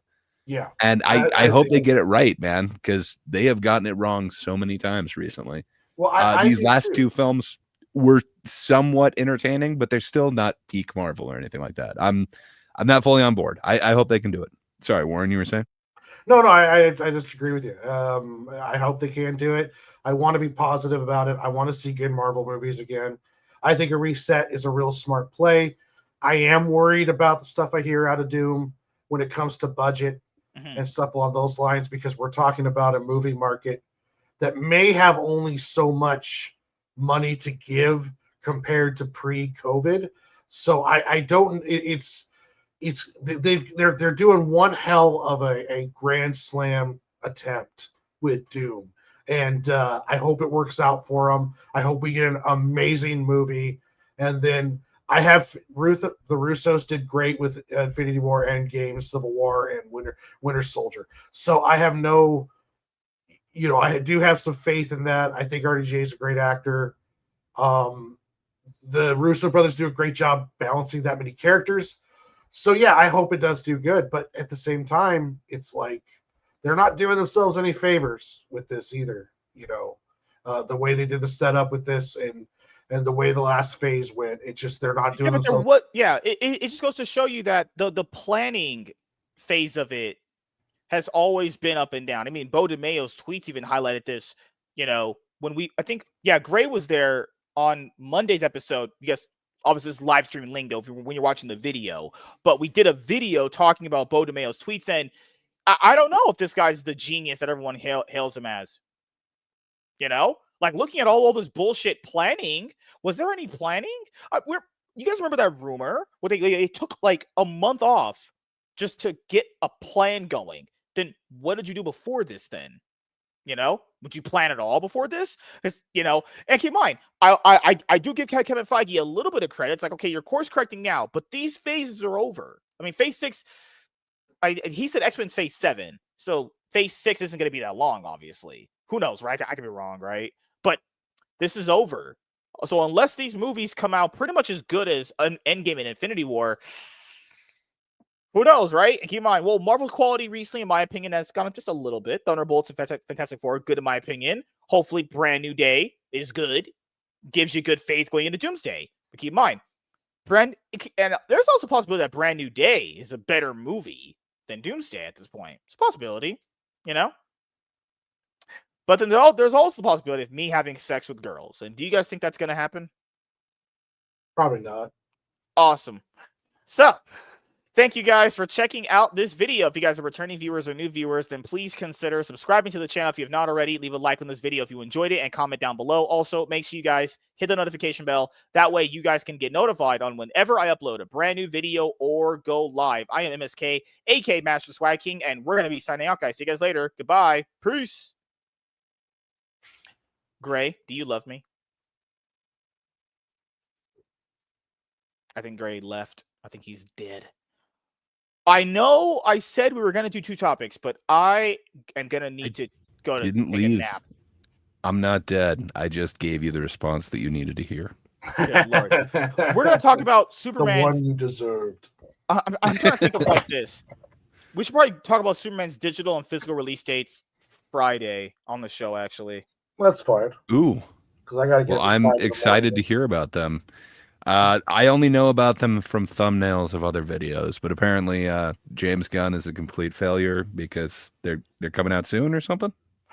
Oh, I mean, they're doing the 45-day thing. Was it 45 days? There's no. Was it? Well, no, I think it was less because isn't it coming out It's 15th? 35 days. Yeah, No, it so they did can't like be. It's been 3 weeks since Superman's been released, right? Has to be. no, we're on our 4th week, aren't we? Yeah, Superman came out the week of the second week of July. Yeah, I did. Second week of July it came out. July 11th. Yeah, July 11th or 9th. Yeah, I was right. Right? Did I say second week? I think I did. Yeah. So about 3 weeks, 4 weeks, about roughly a month, give or take. I don't. People are still projecting it to end up somewhere between 660 to 690. So I think it's going to be like that means there, another yeah.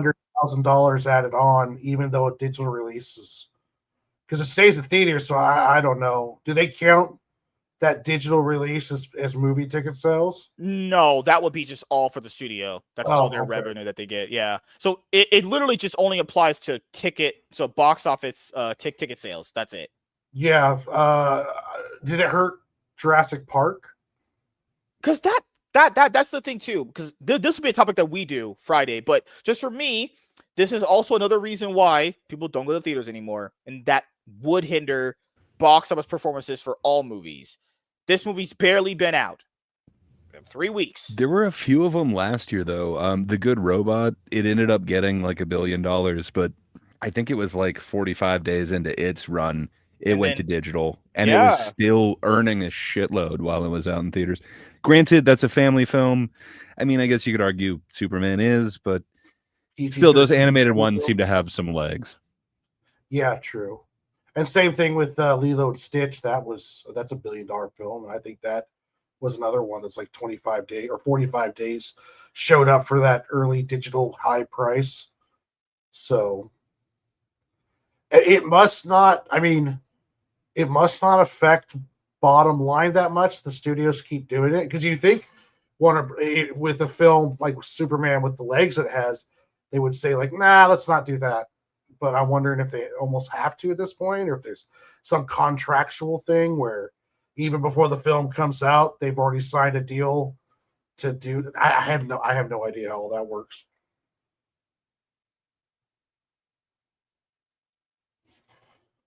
Oh yeah.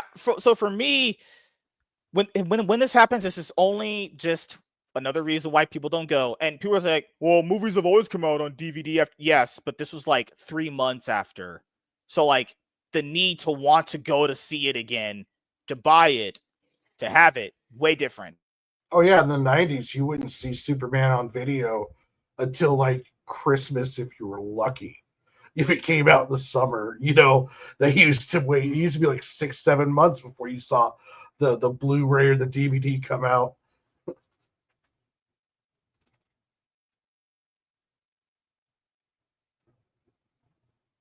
So yeah, sorry. There was a guy on a motorcycle. There's always this random guy on a freaking tiny motorcycle bike coming around, like, hey, loud as fuck. No, I got you. There was a guy outside your house. You had to stare deeply at him.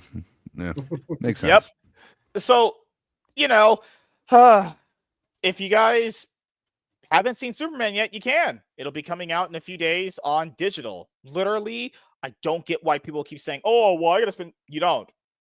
It's what you do. You literally wait till a movie comes out on digital, and then you watch it on the high seas. Well, not everyone wants to pirate, and that's what really hurts artists' sales is pirating. You won't even need to. Ashamed of yourself, MSK. No, I'm saying like you can literally MSK, type would up. you download a car? I don't think that's how that works, but you can literally, when a new movie drops digital for that, search it up. That is the best time to pirate a film is when it's on digital because that's you get the best copy then.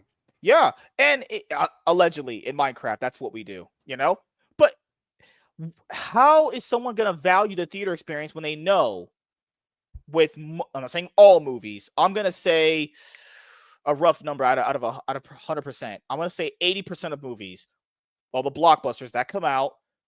I'll say this, Disney has been pretty good about this.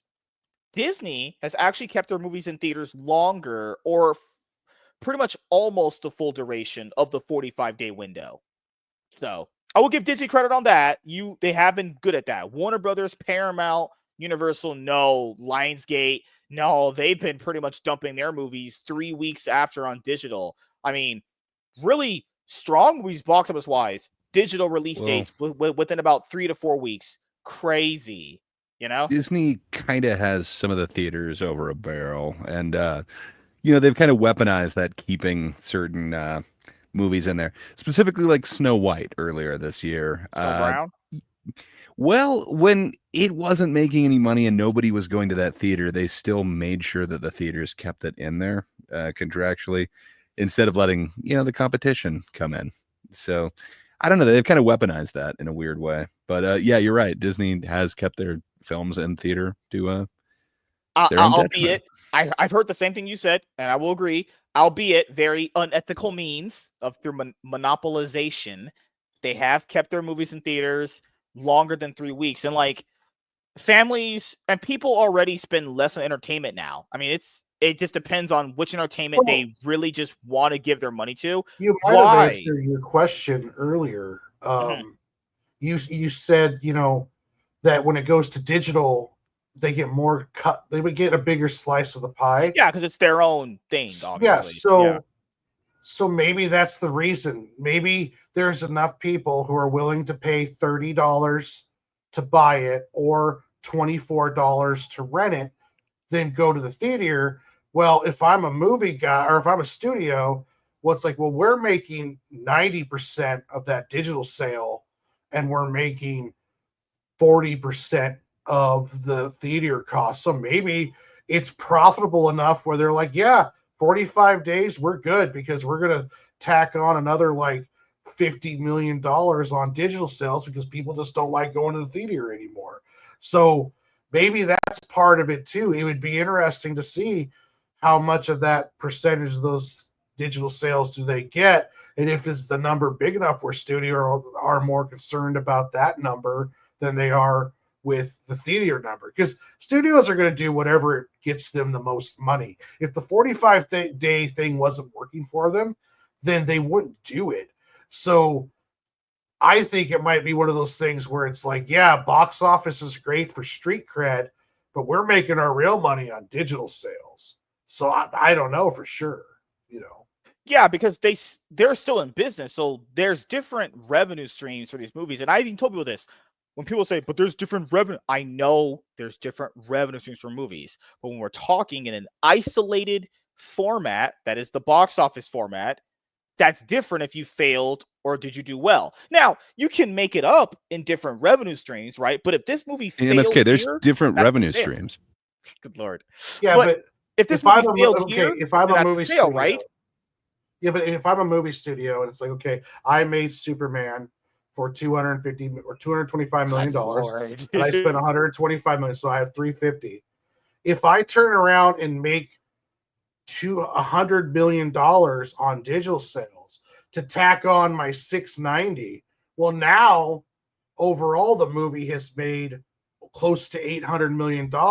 Yes, and $200 million of that, I'm getting like 90% of it. So the movie itself in digital sales, that's not a separate revenue stream for the studio. That's digital sales, or that's just another form of distribution of it, and they make money towards the movie. Movie sequels have been created because of high video and digital sales before, with a film that didn't do great in the box office. So I think, like, I know if I was the studio, so what you're saying essentially is that they're using the box office as a launching pad. What if the box office isn't as important as it used to be? So if I make $100 million movie, and on digital sales it makes $200 million, and in the box office it makes $200 million. Well, I only get to see maybe 80 million of that 200. I might get to see 190 million of the digital sales. So if I'm making more money off the digital sales, there might be a thing where just the box office is only important to nerds like us. The bean counters might be thinking, yeah, box office is great, but then we're going to be making so much money on digital sales that, that's why maybe they're saying tipping champagne for Superman is because it starts off at 690, but we're gonna or 660, but we're gonna add another 100 million digitally within the first month. maybe that's their thinking, that they keep more of that money. So if their thing is about making money, so if it makes money digitally, then why Yes, but you sell also it. can admit that in this isolated part right here, that did not perform very well. That's See, all that really comes to. Don't admit it, Warren. Don't admit I it. don't admit it because Oh God, I won't. you agree with Gray. Because one, this is our standard. So if the studio standard could be whatever they see beam counter wise, projections, futures, Oh, good stuff night, along Michael. those lines. So Superman has different forms of revenue streams. One, box office, which is a major chunk of it. Then it goes to digital sales. Then it goes to DVD, Blu-ray sales, which I don't know how those are doing now in this era. But And if that it's can't be doing lucrative for all the movies, though. It has to be for like the big ones. Superman is going to well do for well. the big ones, yeah. I Yeah, mean, Superman, I agree, is going to do very well. Superman, it's going to do probably amazing on physical and digital. But the thing is, how because they never reveal the amount of money they get from that. That's a private yeah. thing. Studios aren't going to do a 45-day release digital if it wasn't doing them good in their pocketbooks. They're just not going to Plus, do it. with it not being Disney, it's not like it's going to Disney Plus or anything like that. So then they get to sell it to the streamers, and you know the like Lilo and Stitch is on Prime right now for $30 if you want to buy it. But You keep in know, mind, so- that movie made profit at the box office when they put it out. That movie did very well, box office wise. Then they let other people have it because they already made their money box office wise. Even with the cut, the theaters would ask for it, but still be See that's well. that's the part I disagree with you on, is because if the box office was that important, they would not be releasing 45 days. They would not do it. There's no reason to do it What's now. the turnaround? They want to capitalize on the moment that it's coming out then, right? But what I'm saying though is that if it's hurting them that much, like your premise is that the fact the box offices are doing so bad is because it goes to digital in 30 to 45 yes, days. because you But give the if consumer, that was true, why would Warner Brothers or Disney do it then?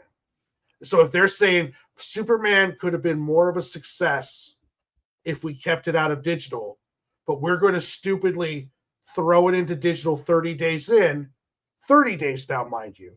So that means they're almost excited to get it into digital. So that means, to me, I would think that would mean that they're making more profit digitally. But they even did this for other movies too. Well, that's what I'm saying. The though, Batman, is if it wasn't working, Matt Reeves, the Batman movie did better than this movie, and it's probably still going to do better when the runs are over, the numbers are tallied. They did this even for the Batman, right?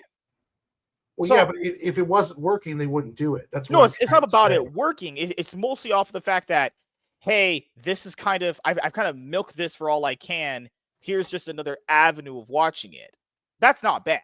It's mostly from the consumer point of view. Is there a reason to go to the theater and in 3 weeks that's going to be on digital? From a consumer point of view, there's no reason to. There's no reason to value the theatrical experience anymore. But why would you pay $30 for a movie that you won't go see in a theater? You're valuing the experience of seeing it on the big screen. That's the consumer's point of view. Yeah. Well, so you're saying they have anti-MSK? Oh God! Oh Lord! Motivations? Because I mean, your thing is just always keep milking, right? If I remember right, that's usually your go-to. It's saying MSK. So you're saying they should just be milking more? Well, that's the thing, though. If they're making enough money here, ticket sales, when it is actually legitimately doing good, not like some movie that comes out bombs hard as fuck, that would be a reason to get rid of it at that point. My thing is from the business point of view and the consumer point of view. From the consumer point of view, I fully understand why you wouldn't go and waste $150+ with your family of 3, family of 1 even could do it for you. Go to the theater to see a movie. Guaranteed that shit, like you said, Warren said it, that shit is going to a streaming service you probably pay for right now in 3 weeks. There's no reason to. The studios themselves have fully said with this model, they do not value the theatrical experience, even though that is a launching pad potentially for them making a lot of money on digital. So they're essentially sacrificing the theaters' longevity for their own digital sale growth. Is that good or bad? I don't know. It's up to you. I mean, well, I think you hit the nail on the head. That's like they use the 45 to 30-day window as a way to make a good boost of money. I mean, make $300,000, $400,000, $400 million. And then it's a great advertisement for digital, which they make even more. And I'm not disagreeing with you because we do dollar, hear rumor. We hear that this movie kind of failed box office wise, but is doing well on home video sales. I'm not saying that the home video sales and physical media sales aren't a factor. It's just what kind of a model is that? If you're telling people that it's not worth to go to the theaters and watch the movie, which is your launching pad, then the theaters itself, they might go away. I don't think that's ever going to happen, honestly. They survived COVID of all things. Fucking hell, But the theatrical experience would be lesser and less, and it just depends on the blockbuster. Superman, you're going to have people coming out, obviously. Superhero movies pretty much still have a guaranteed audience, despite the numbers being way lower, as we've said in many videos, what they were going to be. But the other movies that come out, like the F1s of the world, fucking hell, like maybe if they make a Top Gun 3, will that do as well 5 years from now when it drops? Are they going to make a Top Gun 3? Holy shit. Fucking hell. Mission Impossible 8. Oh, no, 8 did fuck all, honestly. Tom Cruise spent a lot of money on that movie, That's the kind of model they're setting up. That's, I don't know. Who knows? But maybe me and Warren might have sex after this. No, that's not happening. Oh, yeah, I forgot. I'm having sex with a girl after this. Crazy. You just ruined our great debate. Model. Oh, God. Yeah, because, well, then what do you value then? Do you value? Because even you yourself, you said, I'll just wait until Fantastic Four drops on digital. Fantastic Four, based off the numbers that we've seen right now, that movie is flopping. That's going to be on digital very soon. Probably in the next few weeks, honestly, it's coming out. Unless we do unless what Grace said is true. Dude, it's Disney, man. Disney's I will bet you it doesn't. It says they're going to keep it in theaters no matter what. Yeah, especially if Superman's dropping, they're going to keep it out there. So you're saying I don't know that it's going to do them. I would think so. It's just with what Disney was willing to do with Snow White, I think they're going to keep Fantastic Four in there forever. Good Lord, fantastic. Imagine keeping Snow White in the box office forever. Holy shit. Well, they might only push the popular ones to digital because that's where I don't know that I'm starting to I almost get the feeling that digital is where the money's at, which could for be them. And I'm just wondering. I would have to see the numbers, but that's what it feels like. Because if I'm Warner Brothers, and if the box office was important to me, I wouldn't be dropping the hot film like Superman 30 days. I would wait to the full 45, or I would go even longer. The fact that they're going quicker, where it's like in 2 days it drops, makes me think that they're excited to do it, where it's like, okay, we're going to throw it onto digital now because we know people, word of mouth is great, because there's a huge difference between $100 going to a movie theater or $30 watched at home, and you buy it, or $24 to rent it and watch it at home with the pizza and popcorn with the family. So there might be just so much more money for them because they're making more of the percentage of it than they are of the movie tickets. So to them, $200 digital, they're making $190 of that. With ticket sales, it might be a lot less, like $80 out of every 200. I don't know for sure. There was a website that I used to use for a box office series I had back on a different timeline for a different YouTube channel that may or may not have existed, allegedly in Minecraft, said by a person named MSK, that hot, rich, charismatic dude. There was a website that would track what's the best stuff that is torrented and digital sales too. I think I could. Fuck, what was it called? Because I don't see them keeping doing it. Like, I understand what you did during COVID because people couldn't go out in COVID.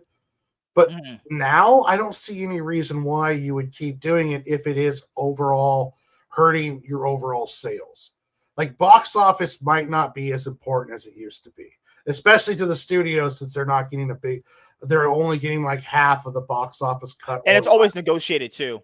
That number that we know, that 50-45%, it's always negotiated. It could be even higher next year, moving forward. Who knows? Yeah, that might be reason why some films are being touted as successes by the studios, that the rest of us are kind of like, how is that a success?